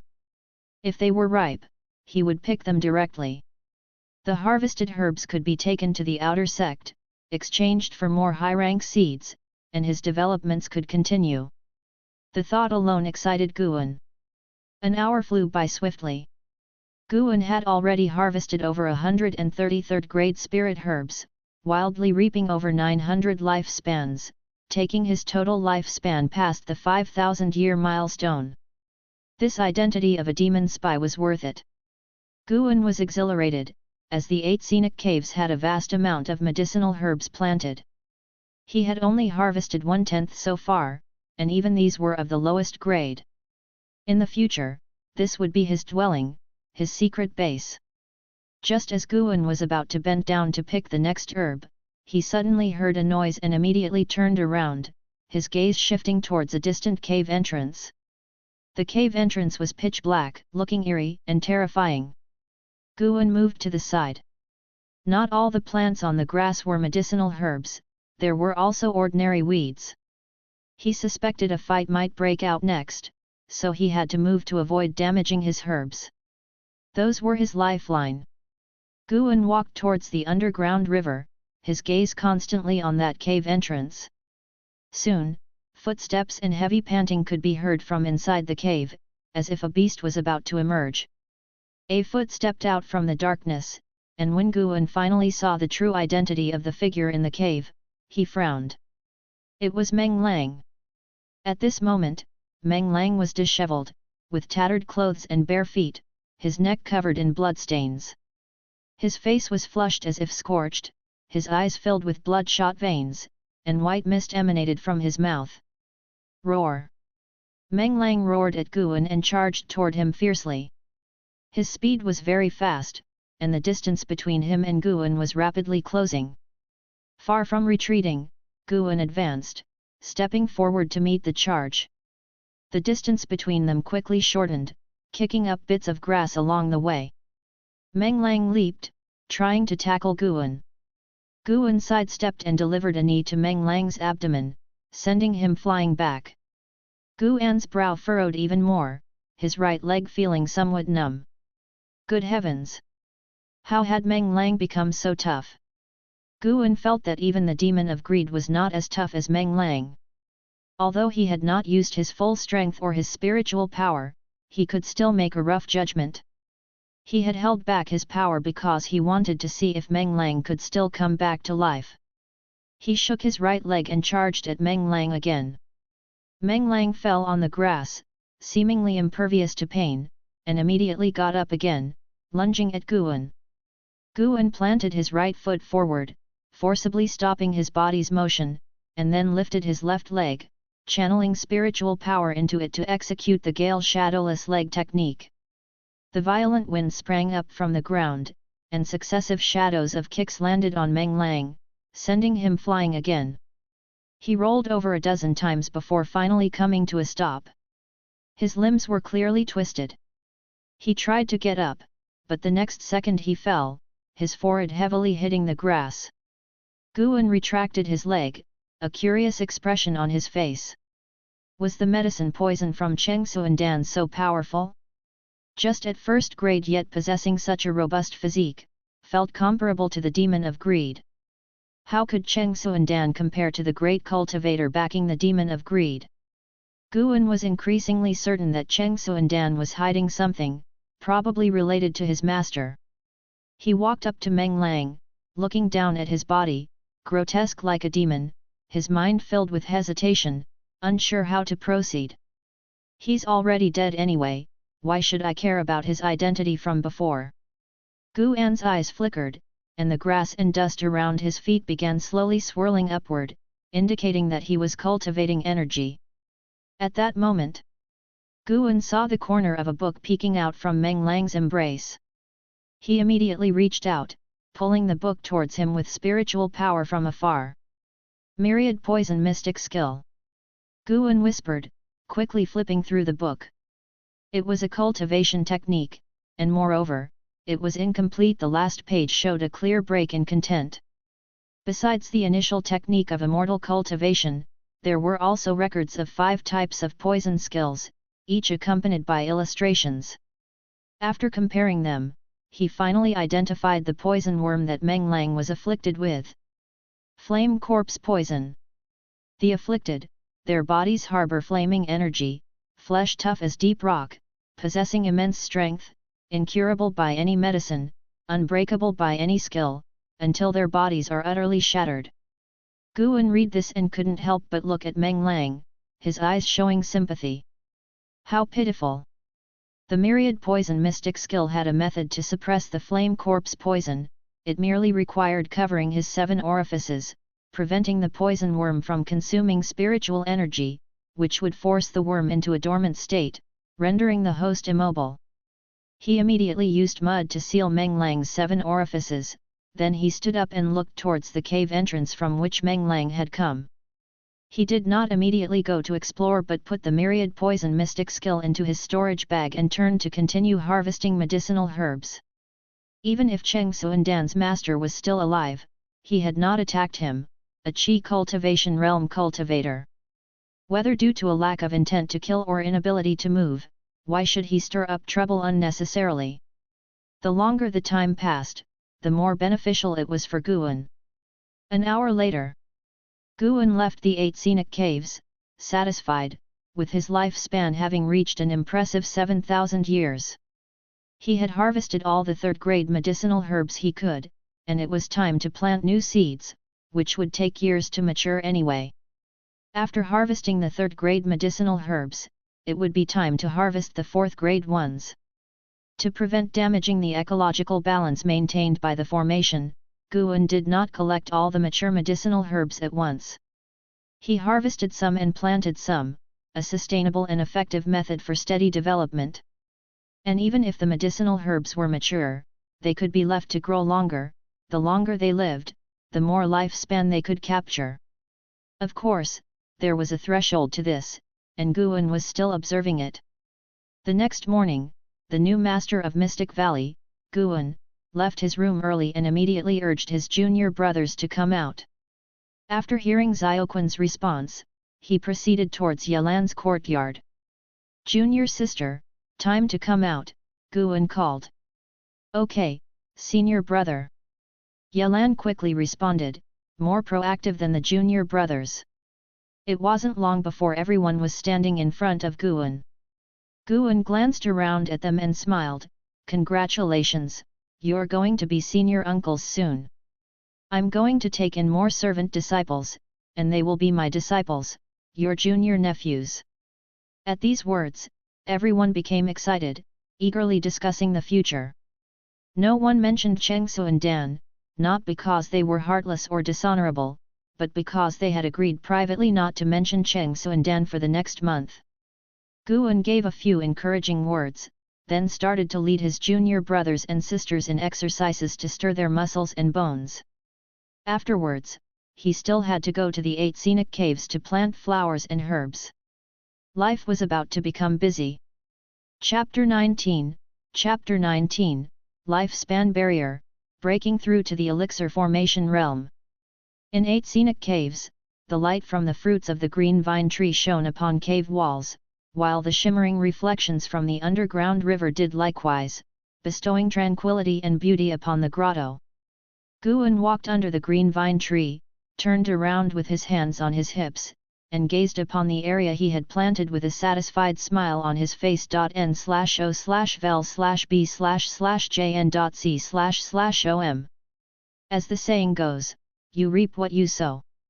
The romance he pursued was in cultivating his crops and his spiritual path. All that fighting and scheming could stay far away from him. Immersed in self-satisfaction, Guan's attention drifted. He wanted to build a loft within the 8 scenic caves where he could take refuge and rest occasionally. He was still young now, but in 50 or 60 years, he could follow in Cheng Xuandan's footsteps, let his senior disciple handle all affairs, and simply enjoy life. But it was still too early to think about a senior disciple since Medicine Valley was his foundation, and not just anyone who became his disciple could oversee everything. Many plans began to form in Guan's mind. First, he needed to train a deputy valley master. Xiao Chuan was worth considering, with mediocre talent but honest nature, though his manner of speaking and dealing with people was somewhat rigid. Lu Jijia would eventually move to the outer sect, so he was out of the question. Yelan. No, it was best to send her away early, to avoid destroying his Daoist heart. As for Wuxin, that needed further consideration. He would have to recruit more disciples. While contemplating, Guan looked up. He was curious about the fruits of the green vine tree. Some celestial and terrestrial treasures had fruits as their form. Would picking the fruits of the green vine tree explode his lifespan? No sooner thought than done. Guan leapt up, grabbed a fruit, and tore it off. He landed on the grass, then admired the fruit in his hand, a pumpkin-sized fruit that he estimated to weigh 7 or 8 kilograms. Guan took out a sheet of spirit protection paper from his storage bag to wrap around the fruit's long stem, to prevent the leakage of spiritual energy and loss of nutrients. All this was money, after all. About 10 breaths later, a line of text appeared before his eyes. You have successfully obtained a green vine fruit, 6th rank, with 85 years of lifespan. Damn, that's good. 85 years of lifespan. Guan's gaze towards the green vine tree changed. This was a veritable money tree. It absolutely must not be uprooted. It has to be well cared for until the end, so it can be cultivated and cherished. Excited, Guan threw the green vine fruit into his storage bag, and then counted the fruits on the tree. There were 16 of the same large size as the one he just plucked, and he refrained from touching the smaller ones. He immediately sprung into action. Some of the fruits were in high places, and he had to climb the tree to reach them. In that moment, he fervently wished he had learned the sword control technique. Still at the Foundation establishment realm, he could not yet fly or levitate, nor did he have any other means to do so. After much effort, Guan finally succeeded in picking all 16 green vine fruits, amassing a total of 1,360 years of lifespan. His total lifespan had now reached 8,400 years. He was getting closer and closer to the 10,000-year mark. Enough. All in one go. Once he reached 10,000 years, he could increase his cultivation level through investment, then explore the other 7 cave entrances, ensure they were clear of dangers, and then he could live peacefully and quietly. With a plan in mind, Guan set out to execute it. The 8 scenic caves were rich with medicinal herbs, and he kept his eye on his attribute panel as he picked, planning to stop as soon as he reached 10,000 years of lifespan. An hour later, a prompt appeared before Guan. You have achieved a lifespan of over 10,000 years for the first time, unlocking the lifespan barrier feature. Lifespan barrier consumes lifespan to open a barrier that can block all spying, perception, and speculation. The lifespan consumed depends on your cultivation level aura and the required spiritual energy. Lifespan barrier. At the sight of the words consumes lifespan, Guan furrowed his brow. Wasn't this asking for his life? But after reading the full explanation, he was pleasantly surprised. His breakthrough to the Foundation establishment realm had already caused such a commotion. What would happen when he reached even higher realms? If things continued in this way, he would inevitably alarm the entire Supreme Sect, something that Guan had worried about before. Now, he had no such fears. This feature was too good to be true. I like it. Guan chuckled to himself as he walked towards the cave entrance. Once he broke through to the core formation realm, he would explore the other entrances. Although the 8 scenic caves had formations protecting them, there could still be dangers within, so he decided to break through outside, which would be a good opportunity to test the lifespan barrier. No matter what lay hidden in the shadows, he would face it unflinchingly. When Guan returned to Medicine Valley, it was already deep into the night. He had moved into the loft previously occupied by Chengsu and Dan, which also housed many secret manuals, elixir records, and rare books, all of which he intended to read through eventually. After entering the house, Guan approached a wooden cabinet made of special wood that could preserve the spiritual energy of celestial and terrestrial treasures as much as possible, a fact previously explained by Chengsu and Dan. There were several such cabinets. He took out all the green vine fruits and placed them in the cabinet. Suddenly thinking of something, he took out another green vine fruit and placed it on the table. Sitting at the table, he pulled out the Thousand Autumn Pavilion secret history from his bosom and began to read quietly. It wasn't until the late night that the white spirit rat finally returned. It ran straight to Gu An's shoulder, its small eyes fixed intently on the green vine fruit on the table. Gu An gently picked it up and placed it on the table, then waited for it to make a move. The white spirit rat approached the green vine fruit, sniffed its scent, then climbed on top of it and started to nibble gently. Gu An was not clear on the miraculous effects of the green vine fruit, as the 100 Herbs collection didn't list heaven and earth treasures above the 5th rank, so he could only use the white spirit rat to test it. He let the white spirit rat choose for itself, banking on its nature as a spirit beast. If the green vine fruit was poisonous, it should be able to smell it. If it couldn't smell the poison, then Gu An would give it a generous burial. The green vine fruit was 10 times the size of the white spirit rat, and it struggled to gnaw on it, but Gu An did not help. Waiting was boring, so he simply decided to break through tonight. Gu An stood up, then quietly left the pavilion, sneaking out of Mystic Valley, and headed west. He crossed mountains and valleys, traveling nearly 20 leagues. First, he jumped to the top of a large tree and observed in all directions, ensuring there were no signs or traces of other cultivators. Only then did he sit down on a patch of grass in the mountain valley to meditate. He hadn't consumed lifespan for cultivation for quite some time and found himself quite expectant. With the lifespan barrier in place, Gu An could safely evolve his cultivation level this time. Let's start with 1,000 years to test the waters, he thought, feeling bold with 10,000 years of lifespan in his possession. What was a mere 1,000-year investment? It was just a splash of water. He invested 1,000 years of his lifespan into cultivating energy in order to evolve his cultivation practice. You have cultivated energy absorption for 30 years, and your cultivation level has broken through to the 8th layer of foundation establishment realm. You have cultivated energy absorption for 100 years, and your cultivation level has broken through to the 9th layer of foundation establishment realm. You have cultivated energy absorption for 150 years, and with the great accomplishment of the Divine Wood Pure Yang skill, you forcefully assaulted the core formation realm, starting tribulation crossing. You did not endure the minor heavenly tribulation, and the tribulation crossing failed. You have cultivated energy absorption for 200 years, and with the great accomplishment of the Divine Wood Pure Yang skill, you forcefully assaulted the core formation realm, starting tribulation crossing. You did not endure the minor heavenly tribulation, and the tribulation crossing failed. You have cultivated energy absorption for 450 years, and with the great accomplishment of the Divine Wood Pure Yang skill, you forcefully assaulted the core formation realm, starting tribulation crossing. You successfully endured the minor heavenly tribulation, condensed a golden core, and stepped into the core formation realm. You have cultivated energy absorption for 500 years, and your cultivation level has broken through to the 2nd layer of the core formation realm. You have cultivated energy absorption for 600 years, and your cultivation level has broken through to the 3rd layer of the core formation realm.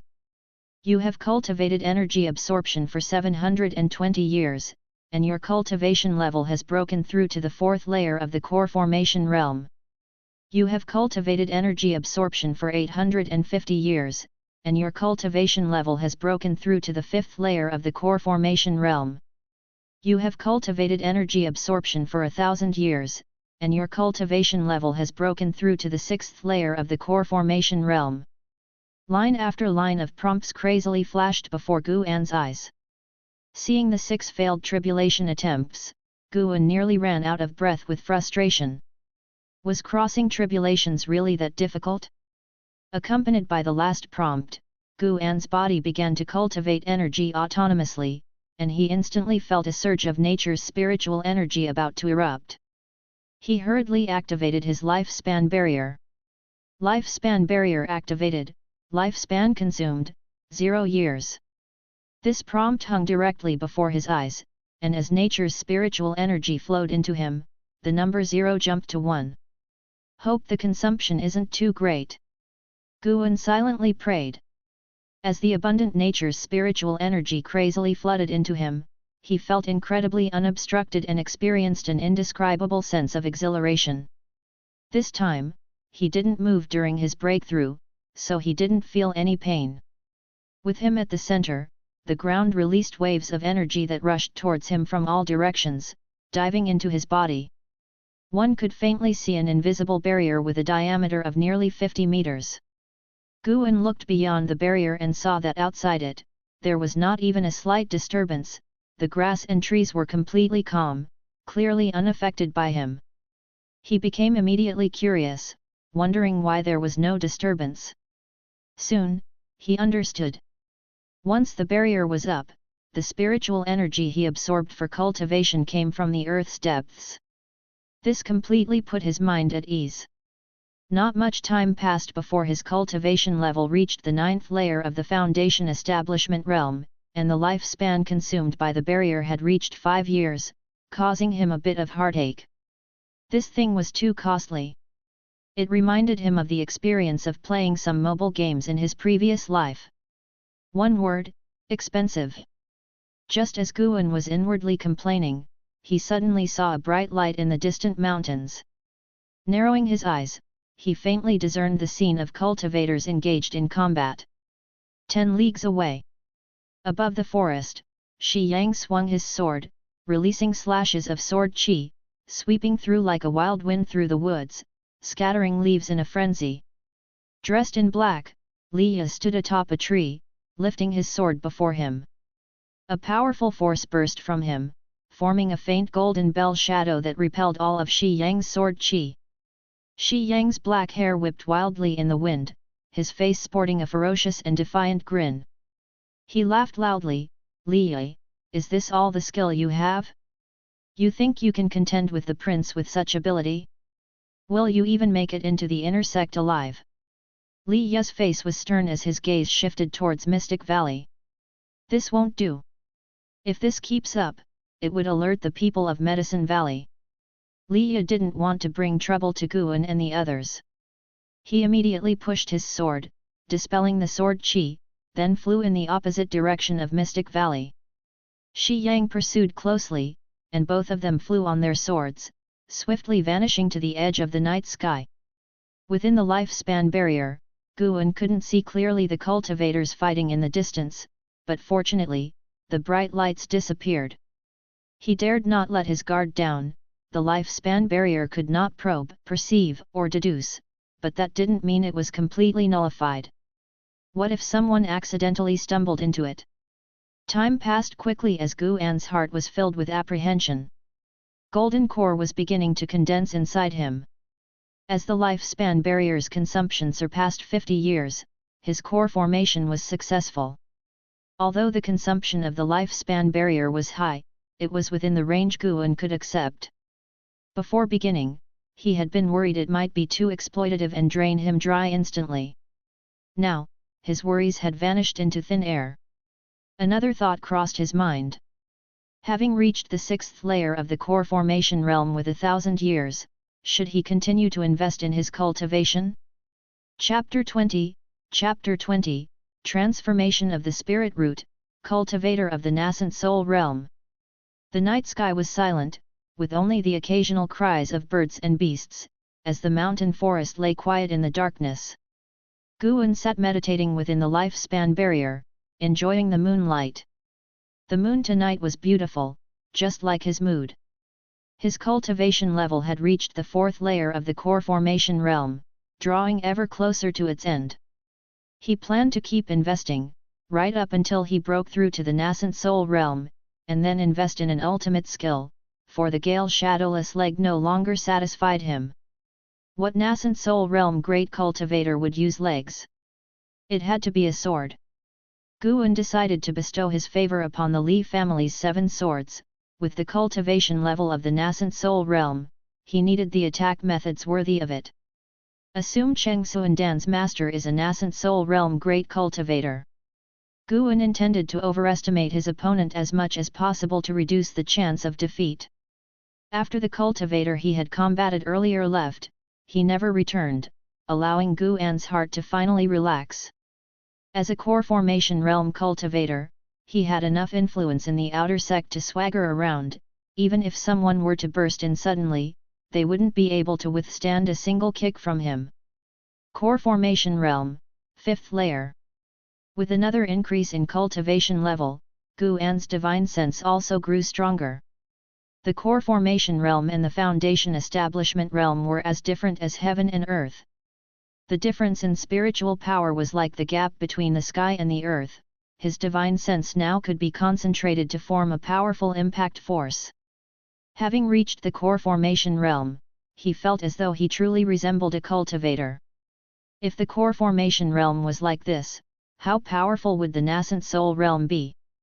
Guan could hardly wait to invest his life force. He was forced to wait until his cultivation level reached a breakthrough to the 6th layer of the Core Formation Realm, then he finally pulled up the attribute panel. His gaze involuntarily drifted towards his spirit root. He had once tried to enhance his spirit root, but it was in vain, causing him a psychological shadow, fearful that it was a bottomless pit, so he shifted his lifespan to other areas. Moreover, deducing cultivation techniques could also improve spirit root qualification. Now that he was strong enough and had plenty of lifespan left, it was time to try and elevate his spirit root once more. After some time, once the increase in his cultivation level halted, Guan directly invested 2,000 years of lifespan into his spirit root. You have invested 2,000 years of lifespan into the evolutionary cultivation of your spirit root. You have comprehended the natural ways of heaven and earth for 100 years, enhancing your 5 elements spirit root perception. You have comprehended the natural ways of heaven and earth for 200 years, enhancing your 5 elements spirit root perception. You have comprehended the natural ways of heaven and earth for 1,000 years, finally capturing a trace of the heaven and earth true meaning. Your spirit root is baptized by heaven and earth. The qualifications of your 5 elements spirit root begin to transform. All of your 5 elements spirit root qualifications evolve into second-rate mortal qualifications, with the wood spirit root being particularly prominent. You have comprehended the natural ways of heaven and earth for 1,200 years, enhancing your 5 elements spirit root perception. You have comprehended the natural ways of heaven and earth for 2,000 years, finally capturing a trace of the heaven and earth true meaning, and at the same time, comprehending the earth's vein flows. Your spirit root is baptized by heaven and earth. The qualifications of your 5 elements spirit roots begin to transform. N/O/vel/b/jn.c//om. All of your 5 elements spirit root qualifications evolve into first-rate mortal qualifications, with the wood spirit root and the earth spirit root being particularly prominent. Line after line of prompts appeared before Guan's eyes. When he saw the initial prompts about the 5 elements, his heart began to bleed. What a blunder! This thing truly is a bottomless pit. Seeing that the qualifications of all 5 elements spirit roots had reached first rate, his mood lightened somewhat. However, he still felt pained, especially considering that his prior comprehension of the divine wood pure yang skill had already brought his wood spirit root to first rate. That's not the right way to think. He should consider that it took 1,000 years for the divine wood pure yang skill to bring just one spirit root to first rate. To get all 5 spirit roots up there would require at least 5,000 years. That raised the question, why hadn't he cultivated techniques of the other 4 attributes? As a person, you must always try new things to find the most perfect path. As Guan reflected upon himself, the earth spirit energy surged once more, not to increase his cultivation level this time, but to temper his sinews and bones. Pain. Guan experienced an unprecedented level of pain and could only grit his teeth and bear it. To divert his attention, he began thinking about the attribute panel again. It seemed that spirit root qualification was the hardest to elevate, which made sense. Spirit root qualification was akin to maximum lifespan, and cultivation level represented current lifespan. Breaking through the maximum limit was always the hardest. No amount of hard work could compare to breaking through a fate set by the heavens. That's why the Supreme Sect treated geniuses so well. For them, Jiao with dual spirit roots was far more important than a core formation realm cultivator. For most people, the fewer the spirit roots, the higher the qualification. If a person's total talent value represented by their spirit roots is 100, then dual spirit roots could split 50 each, but if there were 5 elements spirit roots, the talent value for each would be only 20, and being versatile sometimes means being mediocre. Now it was different for Guan. By elevating his spirit root qualifications, it was as though he was increasing the total talent value from 100 upward. Regrettably, he couldn't invest cultivation into enhancing a single spirit root attribute. Currently, the other spirit roots weren't of much help as he cultivated the Divine Wood Pure Yang skill, so his cultivation speed increased only slightly. However, he noticed in the prompts that the prefix mortal preceded the first-rate qualification. Could there also be holy bodies and spirit bodies? Guan let his thoughts wander, and meanwhile, the consumption rate of the lifespan barrier began to slow down. From the start of the breakthrough, a total of 134 years had already been spent. As his spirit root qualifications continued to improve, Guan noticeably felt each attribute of spiritual energy become more distinct, which also caused his perception of the entire world to change. The sensation of pain was being replaced by a sense of novelty. After a long time, Guan's body no longer absorbed spiritual energy, and the spirit root on the attribute panel changed to a top-tier 5 elements spirit root.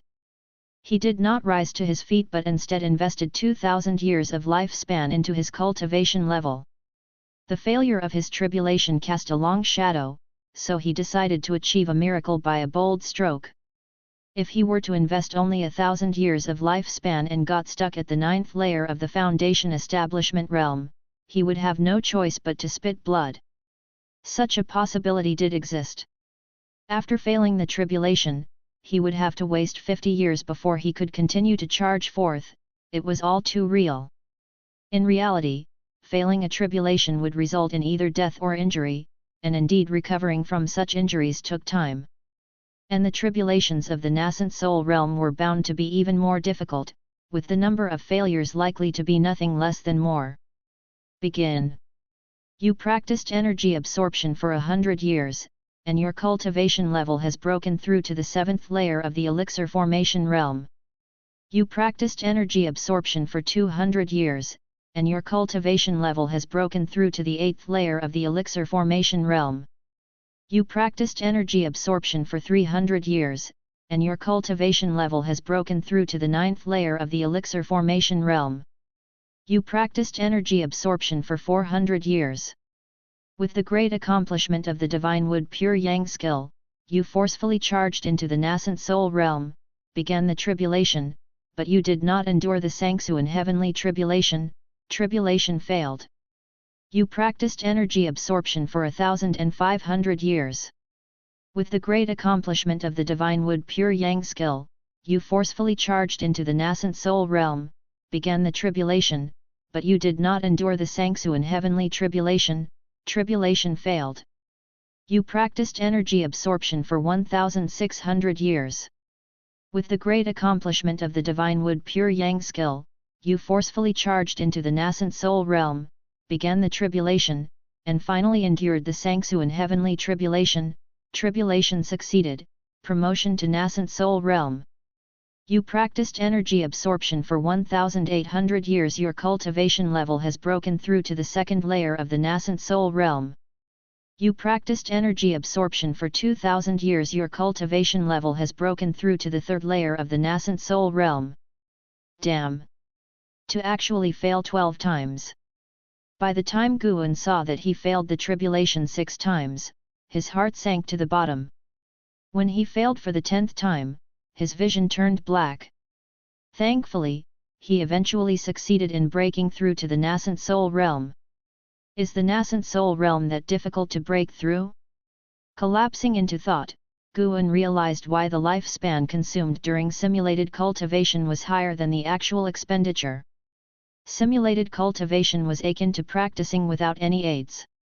Normal cultivation would involve consuming elixirs, using formations to gather spiritual energy, both of which could also assist with crossing the tribulation, not to mention the marvelous effects of some rare and exotic treasures. The spiritual energy of heaven and earth surged again, and the consumption speed of the lifespan barrier began to accelerate. Guan calmed his heart and began to enjoy the upgrade of his cultivation level. The rising sun schemed across the mortal world's landscape, lighting up Mystic Valley as it gradually brightened. Standing on the mountain top, Guan looked down upon the autumn-colored forest, his robe fluttered in the wind, and the sunlight showered down upon him, as if at any moment, he might ascend and become an immortal. He had already condensed his nascent soul, becoming a true cultivator of the nascent soul realm. To reward himself, he increased his apparent cultivation level by 1 layer to the 4th layer of the energy cultivation realm, and henceforth, he planned to increase it by 1 layer each year until he hit the 9th layer. This way, he would not be conscripted. He couldn't resist checking his attribute panel once more. Name, Guan. Lifespan, 22/4502. Spirit root, top tier 5 elements spirit root, with wood and earth attributes being more prominent, lifespan can be invested for simulated cultivation. Cultivation level, nascent soul realm 3rd layer, lifespan can be invested for simulated cultivation. Cultivation technique, fire control art, not mastered, divine wood pure yang skill, mastery, dragon strength divine primordial skill, mastery, alchemy, initial insight, lifespan can be invested for simulated cultivation.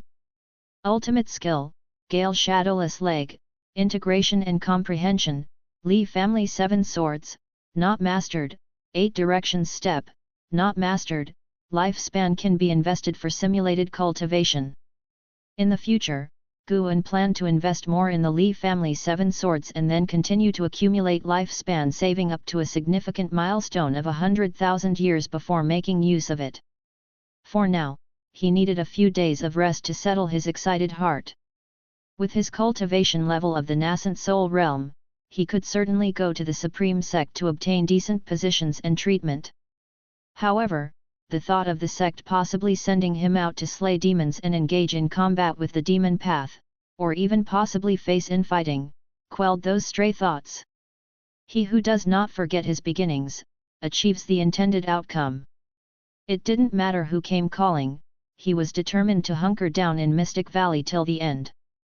Occasionally, he could search for heavenly materials and earthly treasures, but he must not divert his primary focus away from Mystic Valley. Higher status might allow his lifespan to increase much faster, but there was an equally proportional increase in danger. After all, since he had no enemies, why the hurry? Guan turned around and started walking down the mountain. Already capable of flying in the sky at the nascent soul realm, he chose not to do so, opting for walking down the mountain instead. When he got to Medicine Valley, Xiao Chuan and the others gradually came out to greet him.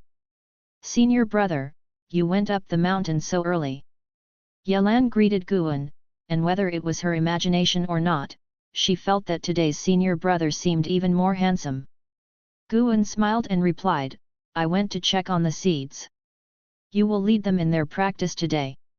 Yelan nodded in agreement, wishing to ask more, but Guan had already started walking towards the loft. Not far away, Wuxin watched Guan's figure, secretly thinking, there must be a secret in the woods. I will surely find it. Guan ascended the stairs, pushed the door open, and upon entering, he immediately saw the white spirit rat lying on the table, its body inflated like a balloon, while the green vine fruit was nowhere to be found. Still breathing, not dead. He immediately performed a lifespan detection on the white spirit rat. White spirit rat, First Order 12/120/180. Its lifespan had increased by 70 years, initially, the white spirit rat had only 50 years. Was the green vine fruit's medicinal effects so strong? Guan immediately went over to the wooden cabinet, took out a green vine fruit, and began to nibble on it. Chapter 21, Chapter 21, Li returns, Li family divine weapon. Guan took his first bite of the green vine fruit and immediately felt a warm energy flowing into his stomach, warming his entire body. It's working. He began to eat it greedily, and in no time, the huge green vine fruit was all gone. As he digested the fruit, he accessed his attribute panel, eagerly anticipating an increase in his lifespan. However, he ended up waiting for an entire hour. His lifespan didn't increase at all.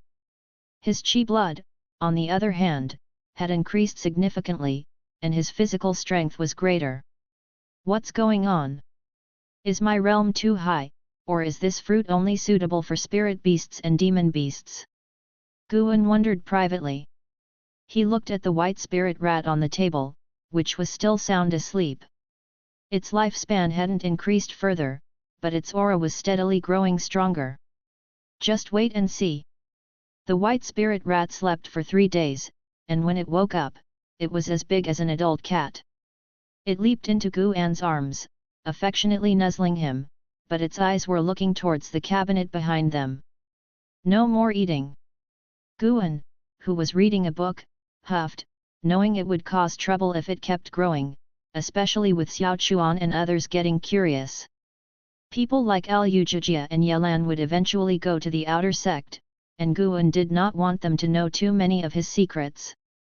The white spirit rat looked pitifully at Guan and even nodded its head, making Guan widen his eyes in surprise.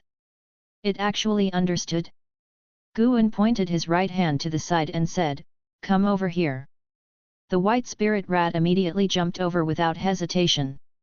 He continued to issue commands, and as long as they were not complicated, the white spirit rat followed them, which made him grow increasingly fond of it. It's finally acting like a spirit beast. Guan picked up the white spirit rat and left the house with it. It was currently autumn, and all the gardens were filled with fallen leaves. Xiao Chuan and the others were cleaning, and Medicine Valley was peaceful. As Guan walked down the stairs, he set the white spirit rat down and said, "Don't eat randomly." After saying that, he pointed at the white spirit rat's mouth. It seemed to understand and nodded, then turned and hopped away. Guan watched, his expression bemused. Why does it look like a rabbit? Could it be that not only its lifespan but also its genes had been altered? Yelan was the first to notice the white spirit rat, mainly because she was drawn by Guan's gaze and then saw a large white rat running toward her, which shocked her so much that her face paled. "There's a rat demon!" Yelan exclaimed aloud, drawing the attention of Liu Jijia, Xiao Chuan, and Wuxin. They too were startled upon seeing the white spirit rat, having never seen such a large rat before. "White spirit rat, slow down!" At the sound of Guan's voice, the white spirit rat immediately stopped, turned to look back at him, then turned again and walked towards the forest, its pace slower than before. Seeing this, Yelan and the others put down their tools and ran toward Guan. "Senior brother Gu, is that your white spirit rat? How did it get so big? It must be another white spirit rat, right? It seems a bit clumsy, and its legs don't seem very good. That spirit beast's bloodline is no simple matter." Hearing the discussions of his junior brothers and sisters, Guan smiled but remained silent, letting them speculate. Guan looked at everyone and said, "In a while, I plan to make a trip to the outer sect. Who wants to come with me?" As soon as he spoke, everyone except Wuxin wanted to go. What an opportunity! Wuxin kept his expression unchanged, but inside, he was thrilled. After some competition, Guan finally chose to take Yelan and Xiao Chuan to the outer sect, scheduling it for 7 days later. Why 7 days? Because he planned to thoroughly explore the 8 scenic caves first. Guan turned to look towards the entrance of the valley, where a figure was approaching. It was Liye. After many years, Liye had gained a more weathered and stern appearance. The black clothes flapped in the autumn wind, complemented by the sword at his waist, giving off an undeniable aura of a proud swordsman. Xiao Chuan and the others also noticed Liye, and his appearance made them nervous. Whoever came to their Medicine Valley generally had a higher status than them, especially someone who looked as formidable as this man. Guan checked Li Ye's lifespan and discovered he had reached the 4th level of the Foundation Establishment realm. That was really fast. No wonder he was the first protagonist I discovered with a protagonist's fate. Guan immediately walked over, and the others quickly followed him. As Li Ye scanned everything in Medicine Valley, his gaze fell on Guan, and he appeared somewhat dazed. In the past, Guan would always be at the back of the group, but now he was capable of leading the other servant disciples. It was indeed a changing of the guard. When Guan approached him, he greeted with a clasped fist and a smile, "Brother Li, it's been a long time." Injured? Guan could feel that his qi blood was in disorder, his breathing shallow, clearly indicating internal injuries. Li Ye smiled and said, "Indeed, it's been many years. How's Master, and what about the senior brother and Meng Lang?" Guan replied helplessly, "Master was approaching his end, so he passed away a while ago, and the senior brother left the valley after you did. As for Meng Lang, he went to take the outer sect examination and never returned." At these words, Li Ye was stunned.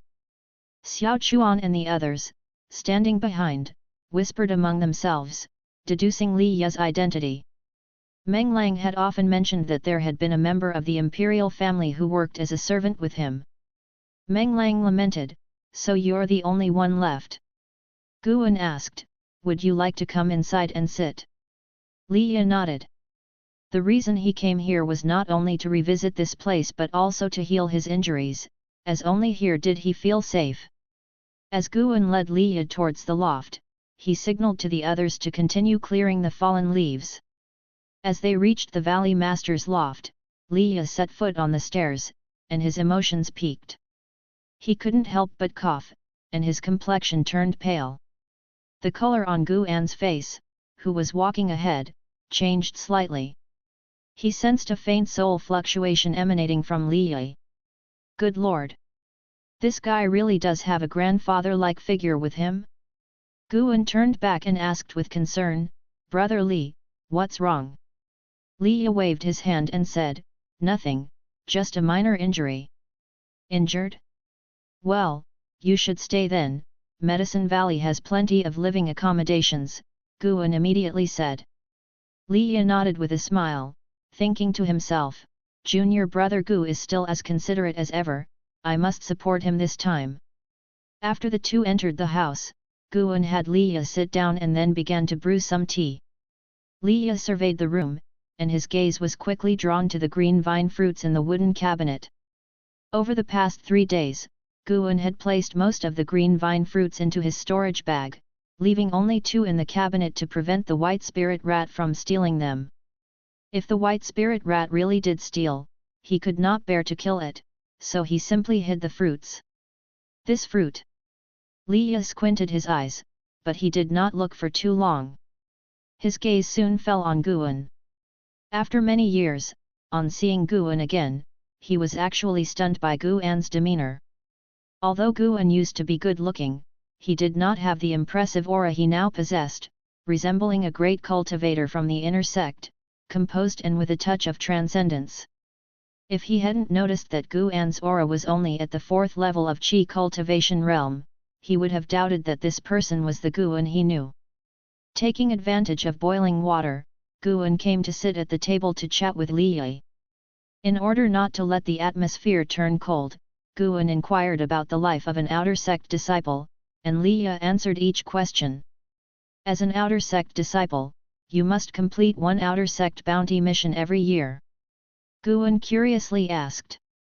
Li Ye smiled and said, "That's right, and it's an away mission too. Did you ever encounter any demons?" "Nearly every trip out I encountered them. The Taekang dynasty is so vast, there's always some place overrun by demons. Last year, I nearly died there. It was a 3rd-level demon beast, comparable to the core formation realm. I and several friends fought fiercely, but one died, and the rest barely escaped with serious injuries," Li Ye explained, his face showing a hint of palpable fear toward the end.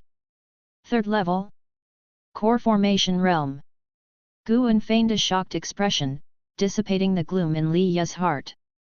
He then started to recount the specific details of that time, with Guan listening as if to a thrilling story, providing very responsive feedback. In fact, he was indeed curious about Li Ye's experiences. After listening, he only had one thought. Too dangerous. He was glad he had not become an outer sect disciple. Aside from demons, I also had to be wary of other cultivators. While treasure hunting, I clashed with disciples from another sect for half a month. It was tough to kill him, and guess what happened next? Li Ye said enthusiastically as he began recounting another experience. Guan guessed, did his father come? Li Ye looked at him surprised and shook his head, not his father, but almost, his master came. Good Lord! Guan felt even more fortunate not to have joined the outer sect. If the outer sect was so dangerous, wasn't the inner sect even more perilous? Li Ye continued recounting his cunning and fierce struggle with the enemy's master, giving Guan the feeling of listening to a storyteller. Very thrilling. When the hot water was ready, Guan got up to brew the tea. Li Ye casually asked, "Junior brother Gu, are the fruits in the cabinet left by your master?" Guan, with his back turned, answered, "I found them outside, have you forgotten? The white spirit rat is a treasure hunting rat." Upon hearing this, Li Ye raised his eyebrows. Can it really find treasure? Suddenly, he also wanted to raise a white spirit rat. He hesitated for a moment, then said, "Junior brother Gu, could you give me one of those fruits to heal my wounds? I won't leave you uncompensated. Do you want a secret manual or a magic artifact?" Guan turned around, carrying the tea, and set it down in front of him, speaking in an indifferent tone, "I'll just give you one, don't give me anything. What's our relationship?" Upon hearing this, Li Ye was deeply moved. In his years in the outer sect, although he had friends, they were all relationships based on interests. No one had ever treated him so well without expecting anything in return. After speaking, Guan went to the wooden cabinet, took out a green vine fruit, and placed it beside Li Ye's teacup. His actions made Li Ye feel even more ashamed. "Li Ye, oh Li Ye, to think you once looked down on him and on Medicine Valley, even though you joined the outer sect, in the end, you still rely on him to save you." Li Ye mocked himself inwardly. Following that, he raised his hand and took out a treasured sword from his storage bag. The sword sheath was blue, embedded with numerous gems and had an exquisite design, making it appear rich and splendid. The hilt seemed to be coiled with a dark golden dragon. Li Ye placed the sword on the table, its weight making a heavy and clear sound. He caressed the sword and softly said, "This was given to me by my mother, I'll give it to you. It might save your life one day n/o/vel/b/jn.c//om." Guan was dazzled by the sword, although he only saw the sheath, he could feel the power contained within the sword. After all, he was a nascent soul realm cultivator, and he saw more than Li Ye did. This was definitely a divine weapon. Chapter 22, 2000 Years of Evolution, Taya King Divine Shocking Sword. "I can't accept it, how could I take the sword your mother left you?" Guan quickly waved his hand and spoke the truth.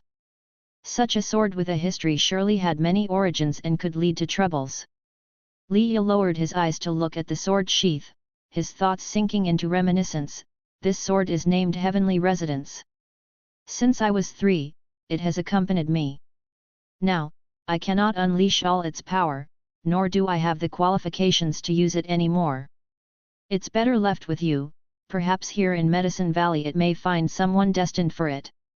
Guan, confused, asked, "Why are you not qualified?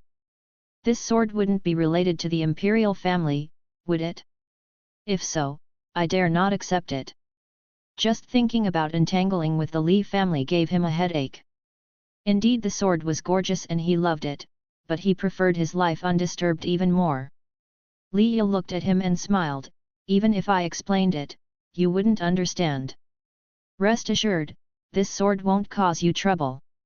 The Li family wouldn't dare to claim this sword, for it was a token of engagement my father gave to my mother. With it in your possession, the Li family would rather not trouble you. If you encounter unsolvable troubles in the future, you can also take this sword to Chengluo and seek my father. How could someone of my low status meet the emperor? Don't worry.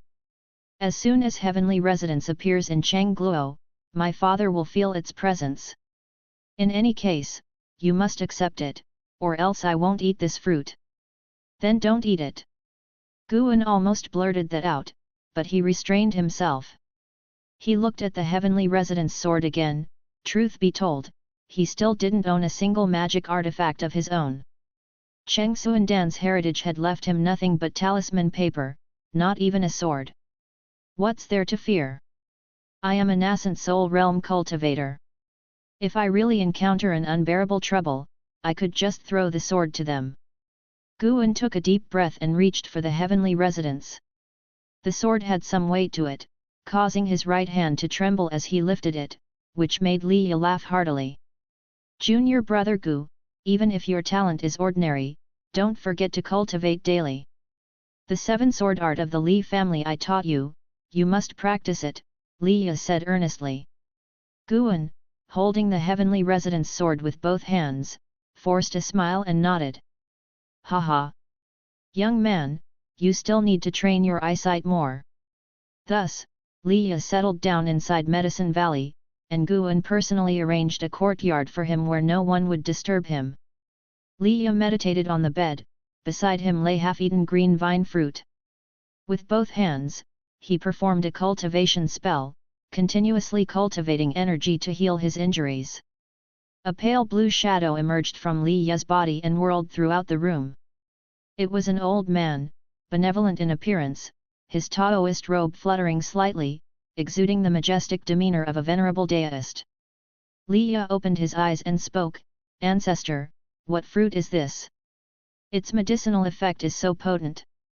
The soul body, known as the Ancestor, first waved his hand and the space in the room fluctuated. Following that, he stroked his beard and laughed. It should be the green vine fruit nurtured by the holy tree, the green vine tree, of the 1000 Autumn Pavilion. The lowest grade of green vine fruits is 6th grade, you are quite lucky. The fruit from 1000 Autumn Pavilion? 1000 Autumn Pavilion's infiltration is deep indeed, no wonder the Supreme Sect regards them as a formidable foe, Li muttered to himself. The Ancestor looked at the green vine fruit and said, the 1000 Autumn Pavilion and the Supreme Sect have harbored grudges for thousands of years. Both factions have many pawns planted in each other's sects. Your junior brother Gu is lucky. If he hadn't met you, the green vine fruit would have brought disaster upon him. Li shook his head. It's not that he is just lucky, but rather he is kind-hearted and values loyalty greatly. People like him will always be rewarded. On the contrary, I am the one who is lucky. The Ancestor nodded, that's reasonable. In the world of immortal cultivation, such people are indeed rare. However, you need not feel too guilty. Heavenly residence, given to him, means much more than the green vine fruit. Hearing him mention heavenly residence, Li sighed, I failed to meet my mother's expectations, but I really do not wish to vie for the throne. I only want to avenge her and then travel the world, far from the struggle for power. Heavenly residence is one of the 3 emperor swords of Taikang. To fully wield its power, you must master the emperor-level sword technique. Even your 9 devastating swords is only at the beginner stage. To master the emperor-level sword technique, it will probably take another 100 years, the elder pondered. Li fell silent. The Ancestor joked, you can't even easily defeat that guy named Shi Yang. You need to try harder. Remember, your 4th brother has already reached the core formation realm. Li took a deep breath, said nothing more, and closed his eyes to continue healing his injuries. The Ancestor then looked out the window. Although the window was tightly shut, he could hear the laughter of Xiao Chuan and others. This is indeed a good place, far from worldly struggles. Unfortunately, those with a mission are not suited for this place. Ah well, no more lamenting, I need to go back to sleep to rejuvenate my spirit. In the depths of the night, Mystic Valley was silent. Guan used the dragon strength divine primordial skill to conceal his energy and left Mystic Valley silently, heading to the woods over 20 miles away. He sat under a tree, accessed the attribute panel, and focused on the Li family's 7-sword art. How much lifespan should I invest? After much deliberation, he decided to invest extra, to enhance his actual combat ability. Let it be 2,000 years. With this single investment, I'll just focus on preserving my life for 100,000 years. He immediately chose to invest 2,000 years of lifespan, and the moment he thought it, the first digit of his lifespan changed from 4 to 2. You have invested 2,000 years of lifespan in cultivating the Li family's 7-sword art. You practice the Li family's 7-sword art for 10 years, achieving significant proficiency, and begin to contemplate further possibilities. You practice the Li family's 7-sword art for 50 years, reaching the pinnacle of swordsmanship. Your Li family's 7-sword art ascends to 7-sword art. You practice the Li family's 7-sword art for 300 years, you perfect the 7-sword art, which ascends to the 9 devastating swords. You practice the Li family's 7-sword art for 500 years, you achieve mastery of the 9 devastating swords and consolidate your own sword intent. You cultivated the Li family's 7-sword art for 1,000 years, your 9 devastating swords reverted to their original purity and were promoted to the Emperor-level sword technique. You cultivated the Li family's 7-sword art for 1,200 years, your sword intent condensed its own heaven and earth imperial energy, enhancing your sword Dao comprehension. You cultivated the Li family's 7-sword art for 1,800 years, your Emperor-level sword technique reverted to its original purity, sword intent triggered the sword Dao, experienced the true meaning of the sword Dao, you entered into a sudden enlightenment, and the Emperor-level sword technique was promoted to the Taekang Divine Shocking Sword. You cultivated the Li family's 7-sword art for 2,000 years, your Taekang Divine Shocking Sword achieved unity and coherence, enhancing your sword Dao comprehension. A series of prompts popped up frenziedly.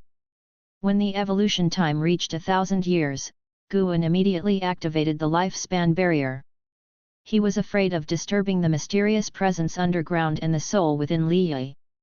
When all the prompts settled, a massive influx of memories entered his mind, and the ground surged with spiritual energy, which didn't enter his body but surrounded him instead, gradually condensing glimmers of cold light akin to sword qi, shimmering with an unusual brilliance in the night. Guan entered a state of path enlightenment. Time passed unknowingly, and he gradually woke up. At this moment, it was still dark.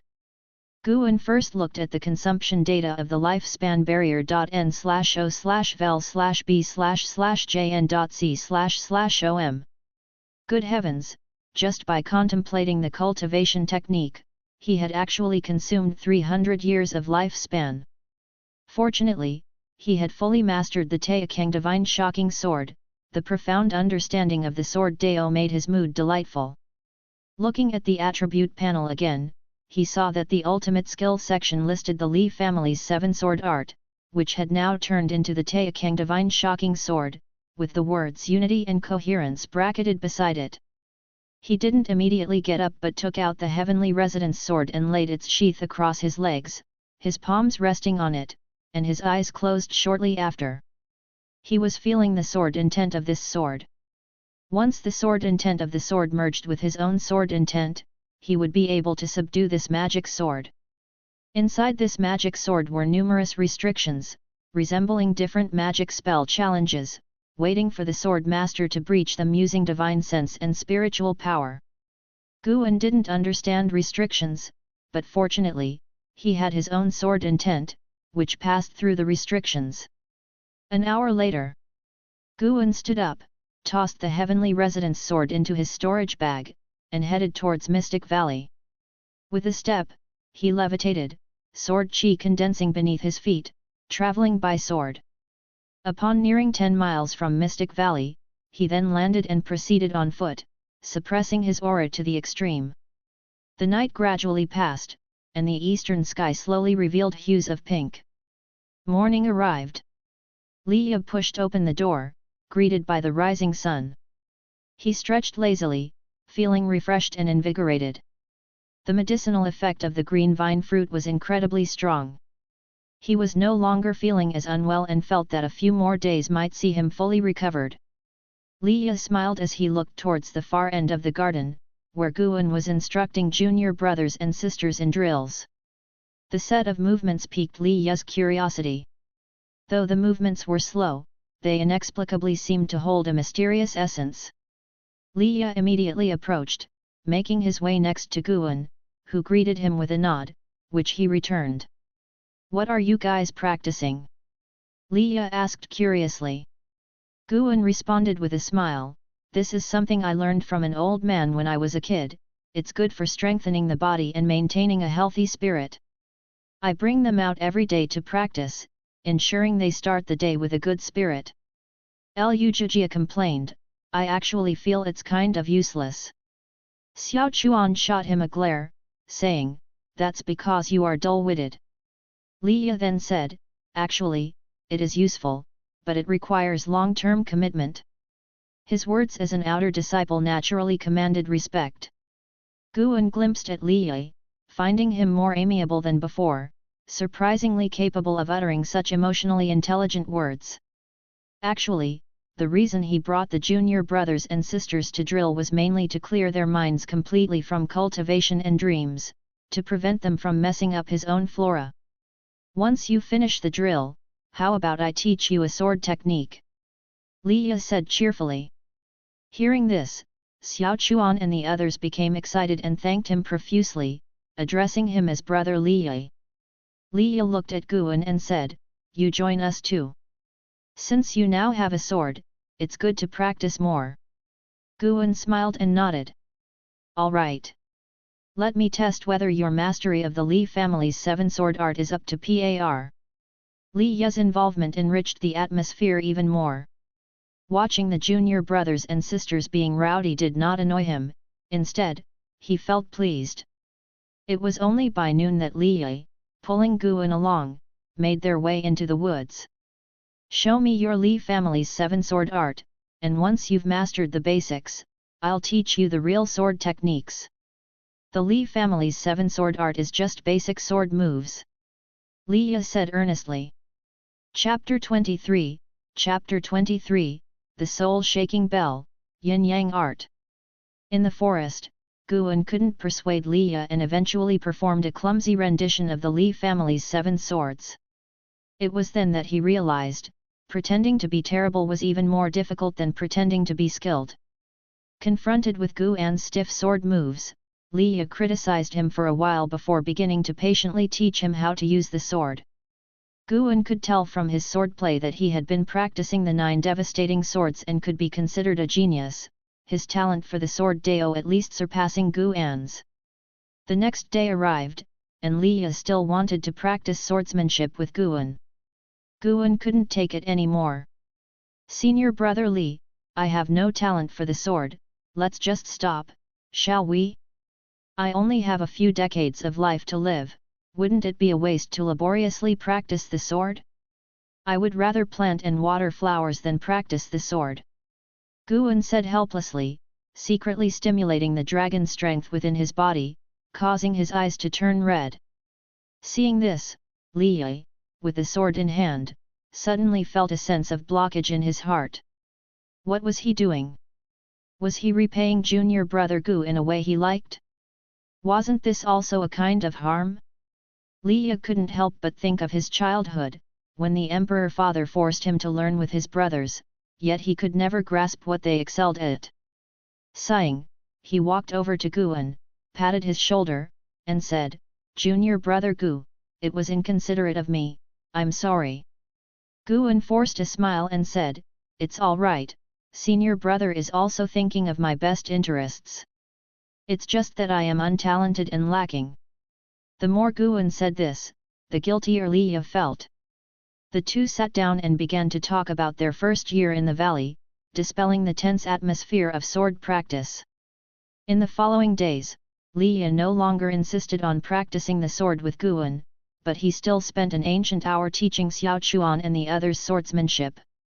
For those like Xiao Chuan, whose dreams had not yet been extinguished, learning the sword from an outer disciple was a rare opportunity. This went on until 5 days later when Li Yi prepared to leave. Guan, accompanied by his junior brothers and sisters, saw Li Yi off at the mouth of the valley. Xiao Chuan and the others were very reluctant, having learned so much from Li Yi. "Senior brother, this will always be your home, come back to visit often," Guan said with a look of reluctance. "Home?" A surge went through Li Yi's heart, but he wore a light and breezy smile and said, "Yeah, I will come back." With that, he turned and left, his black robe in the forest resembling a raging black flame, the bleak autumn wind unable to extinguish his fire. Guan felt that he was burning with a certain determination, possibly related to his recent injury. Only when Li Yi had disappeared deep into the forest did Guan withdraw his gaze. Turning to his junior brothers and sisters, he smiled and said, "Practice hard so that one day you can join the outer sect and bring glory to Mystic Valley." Lu Jijia immediately vowed to enter the outer sect. Xiao Chuan said the same, though clearly with less conviction than him. Yelan seemed preoccupied, lost in thought. Wuxin spoke up, "I won't go to the outer sect, I want to stay with Big Brother for life." When he said this, everyone looked at him in surprise, including Guan. This kid. Guan felt touched, perhaps he had misunderstood Wuxin. Lately, Wuxin had been behaving, not sneaking around at night, and nothing had gone missing in Mystic Valley, so they couldn't be certain that Wuxin had malicious intentions. If that was the case, he would assign more menial tasks to Wuxin in the future. Yelan felt regret that she wasn't the one to say those words before Wuxin. At the same time, she realized that perhaps in her heart, while Big Brother was essential, he wasn't as crucial as the pursuit of immortal cultivation and longevity. Lu Jijia couldn't resist mocking Wuxin for being a sycophant, leading to a quarrel among Xiao Chuan, Yelan, and Wuxin.N/O/vel/b/jn.c//om. Guan led them back to the valley, his thoughts drifting underground. Li Yi had left, and now it was time to prepare to deal with the trouble beneath the ground.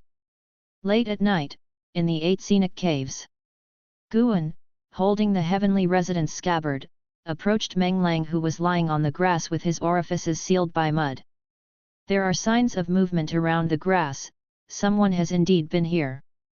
Guan keenly perceived slight changes in the grass around Meng Lang, which would be very hard to detect for an ordinary cultivator. He noticed because he had made a particular point to observe upon leaving last time. He squeezed the heavenly residence sword in his hand and then stepped toward the cave entrance from which Meng Lang had initially run out. Soon, he vanished into the darkness. This tunnel didn't have many crystal stones, and it was very dim, but for a nascent soul realm's divine sense, this made no difference. The cold spirit wind blew through the tunnel, rustling Guan's robes. His divine sense had already reached the end of the tunnel ahead of him. There lay a spacious cavern, not as large as the main chamber of the 8 scenic caves, but still sizable. Several coffins stood there, and a large blue-green crystal stone the size of a water jar was embedded in the ceiling. Bathed in the dim glow, the coffins were incredibly eerie and terrifying. Apart from the coffins, there was nothing else. Guan's divine sense suddenly captured that within one coffin lay a living person, the faint life force unable to escape the detection of a nascent soul realm cultivator. Guan didn't perceive any danger from this weak sign of life, but he did not let his guard down. After a long journey, he finally reached the end of the tunnel. Standing at the entrance, he carefully poked his head out and asked cautiously, "Is anyone there?" No one answered him, as if there was not a single person in the chamber. Guan picked up a stone from the ground and threw it inside. Thud, the stone hit a coffin, but there was no movement. However, he seemed to be frightened, his eyes widening. He instinctively stepped back, pretending to be shocked. "Why isn't there any sound? If I keep acting it's going to be awkward." Guan was anxious inside. His actions were to ascertain the attitude of the presence, as the other party had not hurt him before. He didn't want to mistakenly kill a good person. At least he needed to feel at ease within himself. Guan gritted his teeth, suddenly drew his sword, and charged into the chamber, swinging wildly. Crack! The heavenly resident's sword struck a coffin lid and got stuck. Yanking it out forcefully, the inertia made him stagger back a couple of steps. Pfft! A gentle laugh rang out, sounding very grating in the chamber. Guan almost got goosebumps. It was a woman's voice, and at first, it sounded like a female ghost laughing. He held the heavenly resident's sword, nervously scanning his surroundings, constantly turning in a circle for fear that demons or ghosts would surge out from the sides. "Boy, are you Cheng Xuandan's disciple?" That mysterious female voice spoke again, with a tone so flirtatious it led one's thoughts astray. Guan hurriedly replied, "Yes, Senior, Cheng Xuandan is my master. May I ask who you are, and why are you here?" "Those who are here would naturally be your martial master. Cheng Xuandan is my disciple. That you could come means his end is near, right?" The mysterious voice dropped its playful tone, carrying a hint of melancholy. Guan responded, "So it is my martial master, I pay my respects." "Master's time indeed has come," he said. He wished to emulate you and find an unknown place to meet the end of his life. The chamber then fell silent once more. Guan stayed alert. If the other party made a move against him, regardless of whether they were his martial master, he would show no mercy. The heavenly resident's sword in his hand had yet to taste blood. After a long while, just as Guan was about to speak again, the other's voice sounded, "Did Cheng Xuandan tell you my identity?" Guan replied softly, "My master told me everything. You come from the Thousand Autumn Pavilion, and he also asked me to be ready to receive someone from the Thousand Autumn Pavilion at any time. Seeing you like this, so timid and cautious, and the way you entered here, it seems you didn't come willingly, right? You only found out all this after he handed over the Valley Master position to you?" the other asked teasingly. Guan sighed. Everything was said without words. This time, he wasn't acting, he was truly helpless. "Since you have already taken him as your master, you are naturally my disciple as well. Guard this place for another 10 years on my behalf. After 10 years, I will be able to leave the Supreme Sect and will not trouble you." Hearing this, Guan couldn't help but ask, "May I know Martial Master's honorable name?" "My surname is Zhang, and my name is Kaiyang. As for my title in the immortal cultivation world, it's not worth mentioning." Zhang Kaiyang? The name was quite pleasant to hear, although he didn't know how many years she had lived. As Guan was thinking, a coffin in front suddenly opened, startling him into raising his sword. 2 objects flew out of the coffin and landed in front of him. He looked down and saw that it was a black small bell and a secret manual. "Consider these a gift for our first meeting, my disciple. The soul-shaking bell can command all the poison skills of the myriad poison mystic skill. Just give it a shake, and all the corpse poison in this cave will obey your orders. The manual is my technique of immortal cultivation, the yin-yang art. The yin-yang art contains the spells to refine the soul-shaking bell, a technique even your master did not learn." Zhang Kaiyang's voice came through, sounding a bit weary. Guan promptly bowed in gratitude and couldn't help asking, "With my mediocre talents, why does Martial Master treat me so kindly?" "Hee, mediocre talents? Boy, I don't know what unique skills you've been practicing, but your actual cultivation level is definitely beyond the 4th layer of the Qi cultivation realm. You must have reached foundation establishment already. To achieve foundation establishment at such a young age, you are a genius. You managed to suppress your own pride and stay hidden as a servant disciple in the outer sect, and although I have no idea what burdens you carry, it seems you have a strong aversion to the Supreme Sect. I'm satisfied with your ability, and your approach to things is even more to my liking. Practice hard, and later on, I will teach you more spells." Once you inherit my legacy, I will then recommend you to become a true disciple at the Thousand Autumn Pavilion. Zhang Qian resumed her coquettish laughter, and Gu An's expression changed, feeling as if he had been seen through and could no longer save face. Gu An took a deep breath and said, "Thank you, Martial Master. Should you have any orders, feel free to tell me anytime." Having said that, he picked up the soul-shaking bell and the yin-yang art and turned to leave. No more sounds from Zhang Qian came from the chamber, and Gu An hurried back to the 8 scenic caves. He sat under a tree and began to read the yin-yang art. He pondered whether Zhang Qian had any malicious intentions. 10 years was not a big deal, he wasn't just a nascent soul realm cultivator but also possessed the Taekang divine shocking sword. Zhang Qian was clearly no saint, she was merely wary of Gu An's foundation establishment realm power. In a mere 10 years, how could she go from being wary of a foundation establishment realm cultivator to being able to crush a nascent soul realm cultivator at will? She wasn't hiding here recently, according to Cheng Su and Dan, she had already been dead for 70 years. He would use the next 10 years to extract as many spells and manuals as possible from her. If she left peacefully after 10 years, Gu An wouldn't betray his martial master. If she harbored ill intentions, Gu An would have to let the heavenly resident's sword taste blood. Chapter 24, Chapter 24, Zhang Qian at the 9th layer of the elixir formation realm. Spring passed and autumn arrived, and 5 years flickered by in an instant.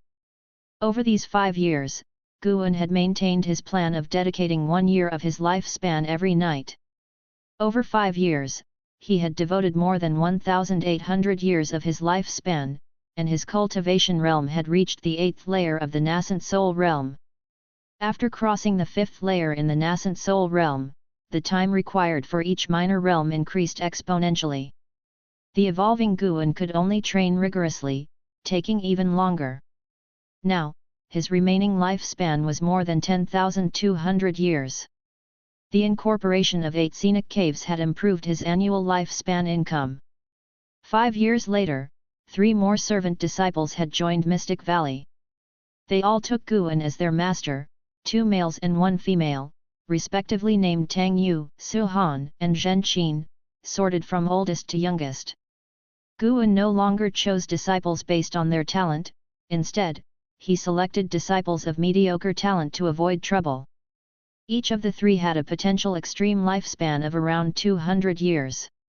On that basis, he tried to choose disciples who caught his eye. One day, at the entrance to the valley, Xiao Chuan, Yelan, Wuxin, Tang Yu, Su Han, and Zhen Qin gathered around Lu Jijia. "Brother, I wish you success. Uncle Master, don't forget us when you're in the outer sect. Don't worry, I'll be at Medicine Valley. If you fail, I will mock you." Today was the day for Lu Jijia to go to the outer sect for the assessment. Gu An had sliced a green vine fruit into 4 pieces, sharing them among the 4 junior brothers and sisters. Their cultivation levels surged, with Lu Jijia being the first to reach the 9th layer of the Qi cultivation realm. It is worth mentioning that since eating the green vine fruit, Wuxin had completely settled down.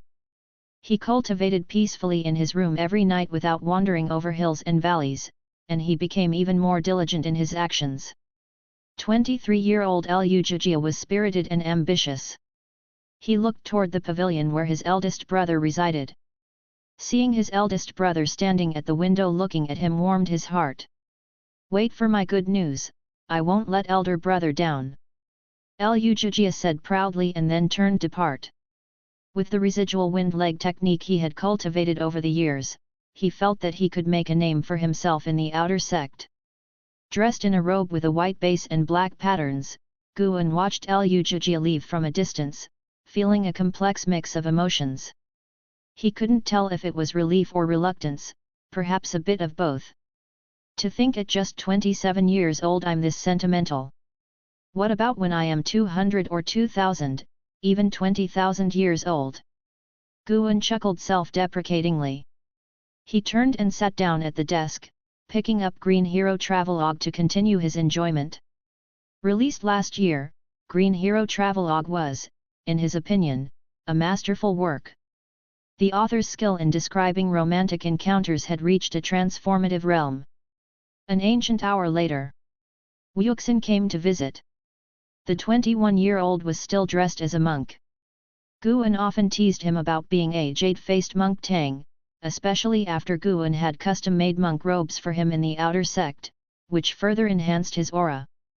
"Elder brother, I have watered the entire garden up the mountain. Is there anything else you require today?" Wuxin approached Guan and spoke softly, glancing at Green Hero Travelogue and immediately blushing brightly. Without even lifting his eyes, Guan said, "There's nothing else, you may go and cultivate." Wuxin moved to the opposite side of the desk but did not leave, hesitating visibly. Guan glanced at him and asked, "Is there something else?" In his black robe, he already had an authoritative presence. Over the years, the yields from Medicine Valley had been excellent, and since he did not hoard money for himself, he had paid out of pocket to buy new clothes for everyone in Medicine Valley, making none of them look like mere servant disciples. Wuxin bit his lip and said, "Brother, to tell the truth, with my talents, it's impossible for me to be admitted to the outer sect. I genuinely want to stay in Medicine Valley with you for life." Guan put down Green Hero Travelogue and studied him closely. Wasn't that what his words implied? He wanted to progress, n/o/vel/b/jn.c//om. Guan frowned, his expression troubled. Seeing his reaction, Wuxin became anxious and suddenly knelt down. "Brother, where do I fall short? I am more diligent than they are, more obedient, and unlike everyone else, I don't want to go to the outer sect," Wuxin said fervently, his eyes beginning to redden. Guan noticed that he had activated some cultivation technique, causing an upsurge of qi blood. "Smart boy, learning from me, hey?"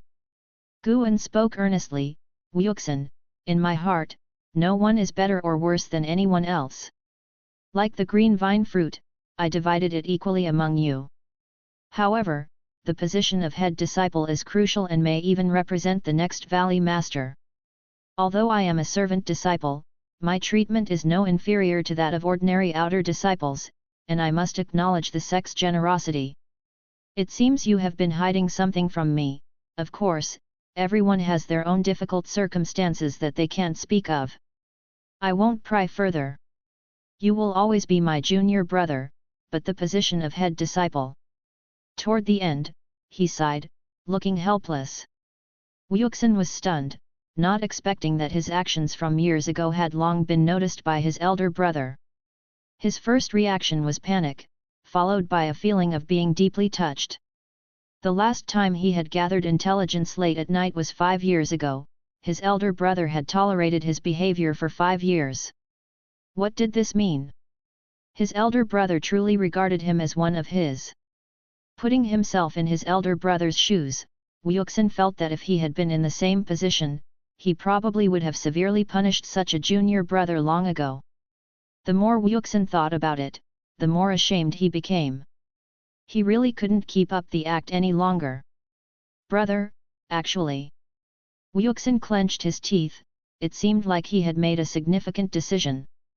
"Actually, I come from the 1000 Autumn Pavilion. My father is one of the 72 pavilion masters of the 1000 Autumn Pavilion. I am of poor aptitude and was often bullied by my siblings, so I ran away. The reason I wandered around at night was because I heard about Brother Li Yu's deeds, hoping for some opportunity to prove myself to my father someday. But now I've given up. Not to mention comparing to my siblings, even compared to Lu Jujia, I am far behind." Wuxin said all at once, and toward the end, he lowered his head, not daring to look at Guan. Guan's face showed shock and disbelief. "You?"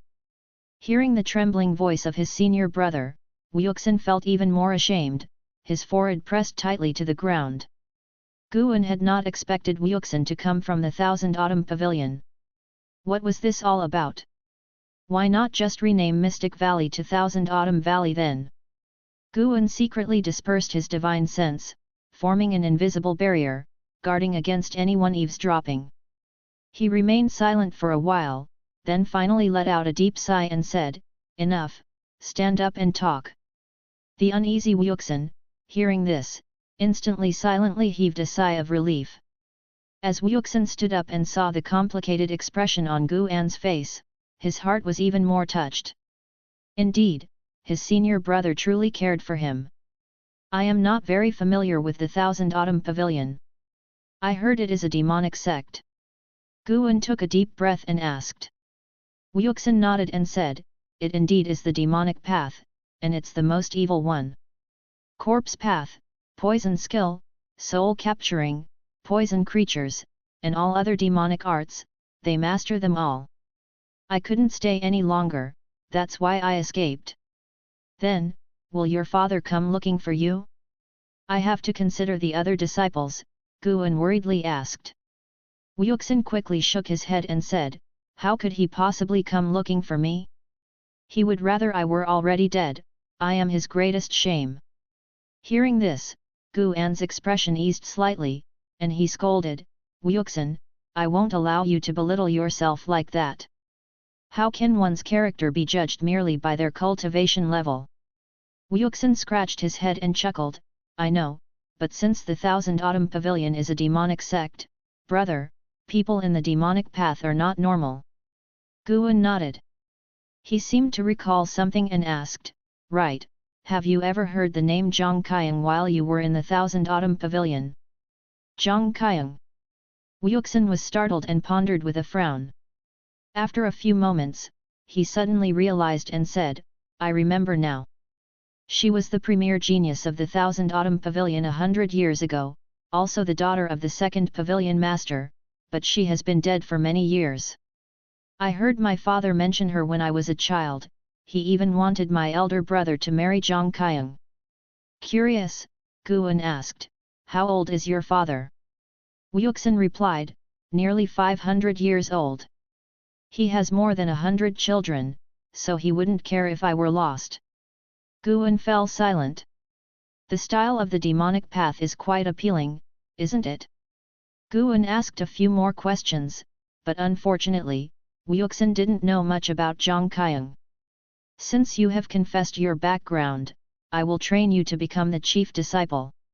If a position of a chief disciple of a valley can be exchanged for a demon cultivator who has lost his way and found it again, it could be considered a meritorious deed. However, this matter must not be disclosed for now.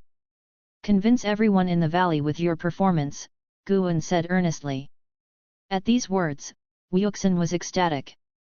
He was about to express his thanks to Guan when he heard Guan continue to instruct, "From now on, you cannot mention a single word about the Thousand Autumn Pavilion, not even when you are alone.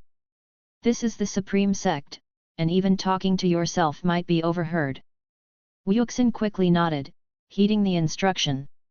The two brothers shifted the topic, chatting about other casual matters. Wuxin felt himself growing closer to his senior brother, a feeling he was very grateful for. He should have been honest with his senior brother sooner. During the night, 8 scenic caves. Guan came to a clearing next to an underground river, starting to plant medicinal herbs. His movements were not fast. As someone who didn't cultivate much on routine days, he enjoyed the process of planting. What he planted were not just any plants, but life. People from Huaxia inherently loved farming, a habit that followed along with his soul into the world of immortal cultivation. After finishing his planting, he looked satisfactorily at his newly developed garden, neatly arranged, possessing a unique aesthetic beauty. "Dear disciple, come here for a moment." Zhang Qiang's melodious voice came from an opening, and Guan immediately went over. Over the years, Zhang Qiang occasionally summoned him to help pick some medicinal herbs and even to assist with alchemy. Guan wasn't busy in vain. During this process, his alchemy skills improved leaps and bounds. Zhang Qiang's mastery of alchemy was far superior to that of Cheng Su and Dan, clearly evident from how she taught. He made his way to the cave chamber, which was still dimly lit. On the ground stood a pill furnace, half a person tall, with a pile of ashes stacked beneath it. Just as Guan was about to speak, he suddenly heard a noise. He focused his gaze and saw a coffin in the depths beginning to tremble. Boom! The coffin lid fell down, crashing onto the ground and raising a cloud of dust. Guan saw a hand crawling out from the upright coffin, skinny like a ghost's claw. He immediately cast a lifespan detection. Zhang Qiang, Core Formation Realm 9 Layers 185/304/2490. Goodness!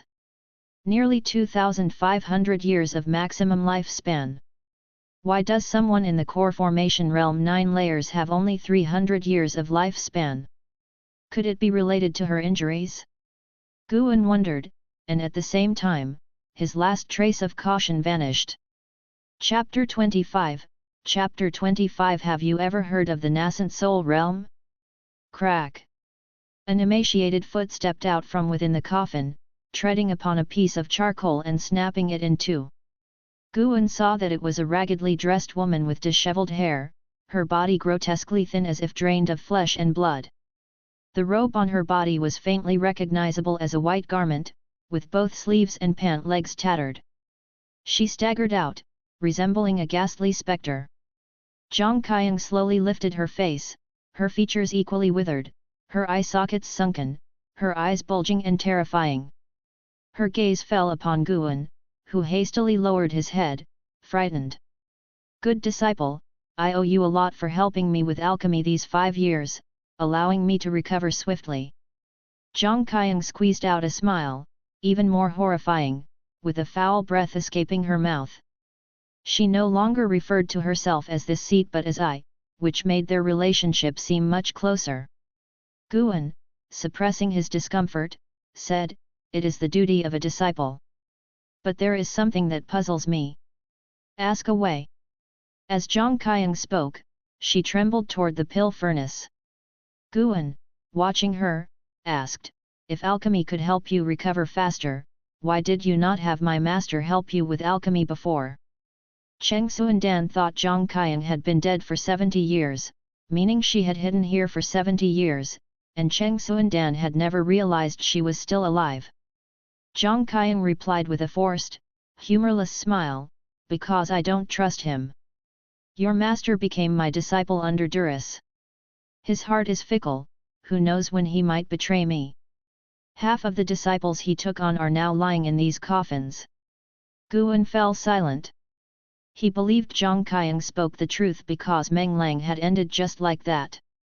Zhang Qiang sat before the pill furnace and with a wave of her hand, the piled herbs beside her flew into the furnace. 5 years have passed. What level are you at in the foundation establishment realm? Zhang Qiang inquired. Guan's apparent cultivation level was at the 5th layer of the energy cultivation realm, but Zhang Qiang was convinced he was at the foundation establishment level. Guan replied, "I'm close to reaching the 3rd level. That's slow. Don't neglect your daily training. When I, your martial master, was 18, I reached foundation establishment, and at 40, core formation. If not for spending decades researching the alchemy Dao and formation spells afterwards, I would already be at the nascent soul realm cultivation level." "Have you heard of the nascent soul realm?" Zhang Qiang said nonchalantly, eyes fixed on the pill furnace. Guan promptly nodded, "The nascent soul realm, those are immortals, rarely seen by outer disciples." "Humph, immortals is but a term for stronger cultivators. Once I have fully recovered, I will find a place to attempt reaching the nascent soul realm. Then, you will have a nascent soul realm pillar to rely on. How does that make you feel, excited?" Zhang Qiang's tone became smug toward the end. Her voice was sultry, starkly contrasting her ghastly image. "Thank you for looking after me, martial master.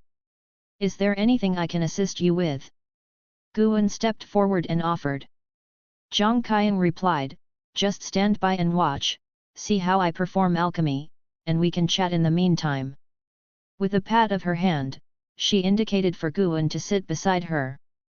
Guan sat down but kept his distance from her, all the while remaining vigilant. No matter how kind Zhang Qiang was to him, he would never let his guard down until she had left. Meng Lang was a lesson to be learned. Likely, he never suspected Cheng Suandan before his death. Zhang Qiang asked about his background, and he divulged without concealing anything, roughly speaking of his life. Of course, he did not mention the Ji family, only saying he had been a house servant before his spirit root was discovered, and thereafter he joined the Supreme Sect.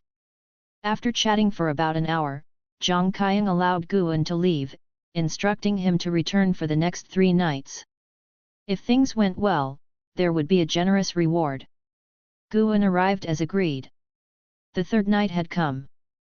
Guan sat across from the pill furnace, holding the yin-yang art in his hands, occasionally asking Zhang Qiang for clarifications. Eventually annoyed by the questioning, Zhang Qiang couldn't help but curse, "You're not tricking me, are you, boy? Reaching the foundation establishment realm at such a young age, yet so slow on the uptake."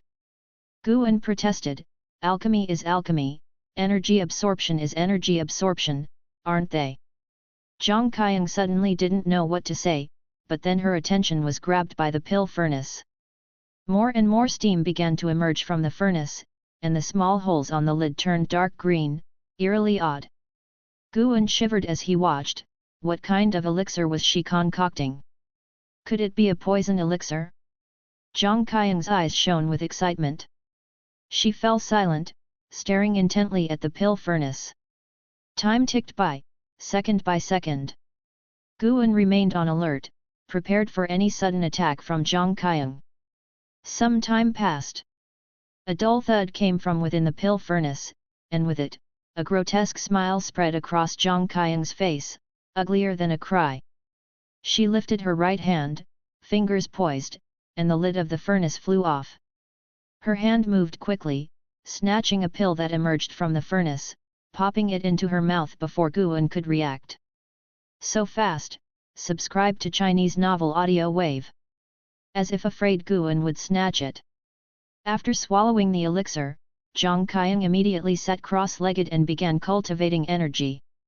In less than 3 breaths, wisps of white vapor rose from her body. Guan stood up and slowly stepped back, widening the distance between them. More and more white vapor appeared, coiling around Zhang Qiang, obscuring her figure as if she was a zombie amidst the mist. Guan constantly checked her lifespan, on guard against her potential breakthrough to the nascent soul realm. Zhang Qiang's current lifespan began to increase. Guan was witnessing someone's lifespan grow in raw numbers for the first time, and the sight was utterly shocking. He suddenly became very interested in Zhang Qiang's elixir. What kind of miraculous elixir was it? Not only Zhang Qiang's lifespan was increasing, but her aura was also intensifying, quickly surpassing that of the Foundation Establishment realm. A true elixir formation realm cultivator. Guan keenly noticed that Zhang Qiang's physical body was recovering, growing increasingly thicker as if a balloon were being inflated. Pretty impressive. He patiently waited. Gradually, the sound of Zhang Qiang's breathing filled the cave, growing heavier and heavier until, in the end, it was like the roar of a wild beast.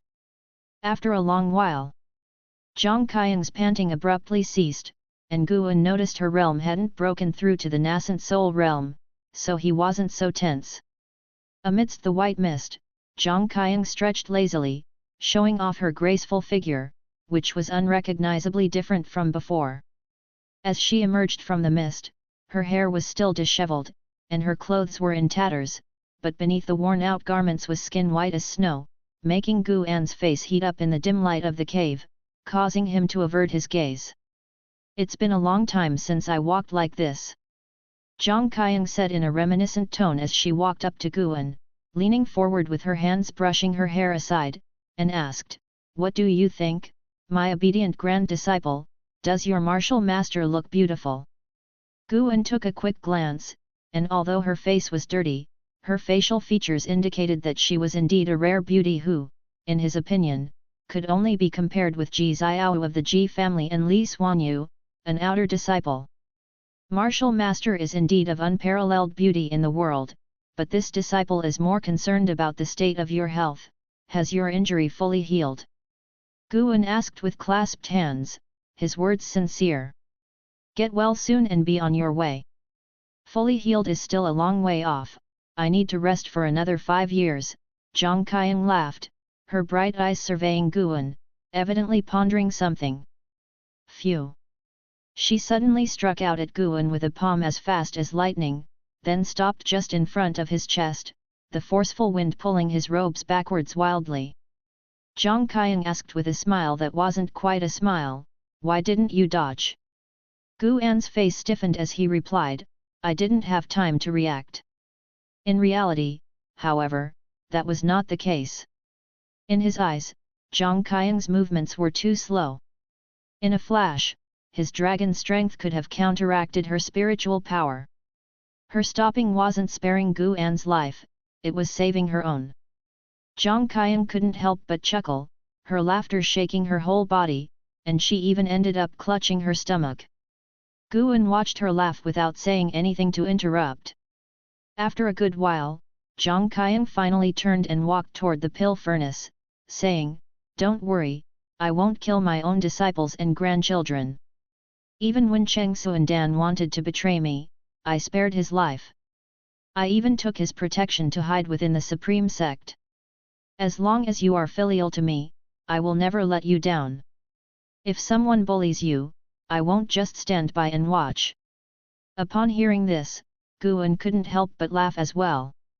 Zhang Qiang stood in front of the pill furnace, turned to Guan, and said, Leave behind a set of new clothes and you can go back. Come again tomorrow night, I will teach you spells. Guan immediately took out a set of his own white robes from the storage bag, gently placed them on the ground, and then raised his hand to salute Zhang Qiang before taking his leave.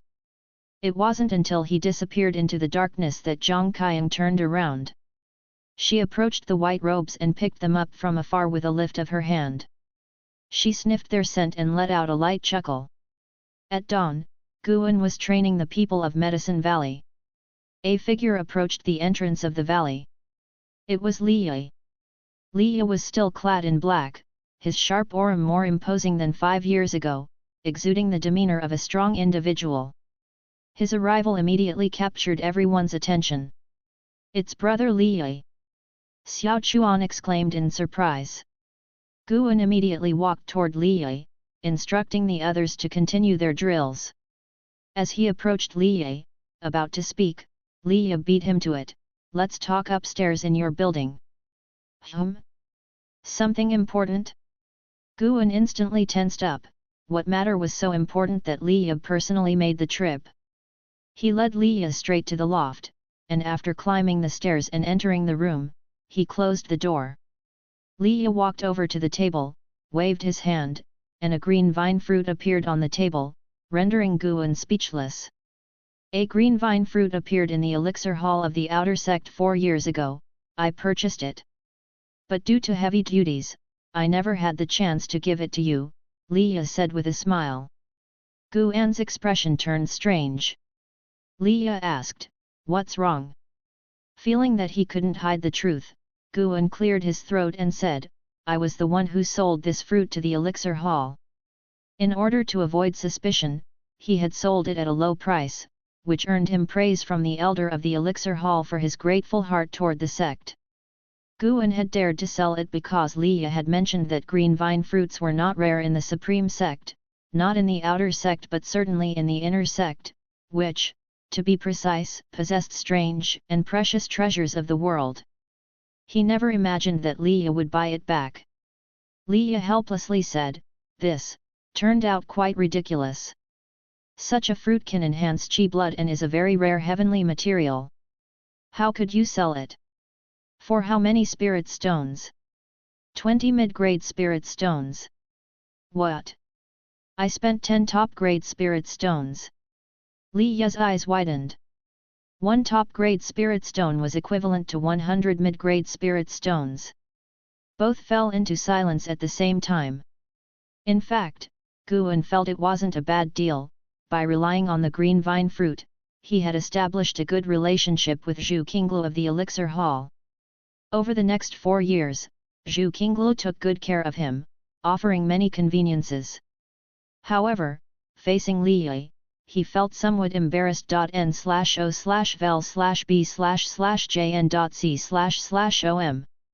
Li said somberly, let's just consider it a contribution to the sect. Besides this fruit, there's another matter for which I've come to you. Chapter 26, Chapter 26 The Great Outer Sect Conference of the World. What is it? Guan asked, hoping in his heart that it wouldn't be trouble. He had no desire to get involved in the strife that whirls around the outer sect. Li smiled and said, don't you enjoy planting? You mentioned before that you even helped an outer disciple manage his cave. Now you have the opportunity, and the compensation is quite good. Take care of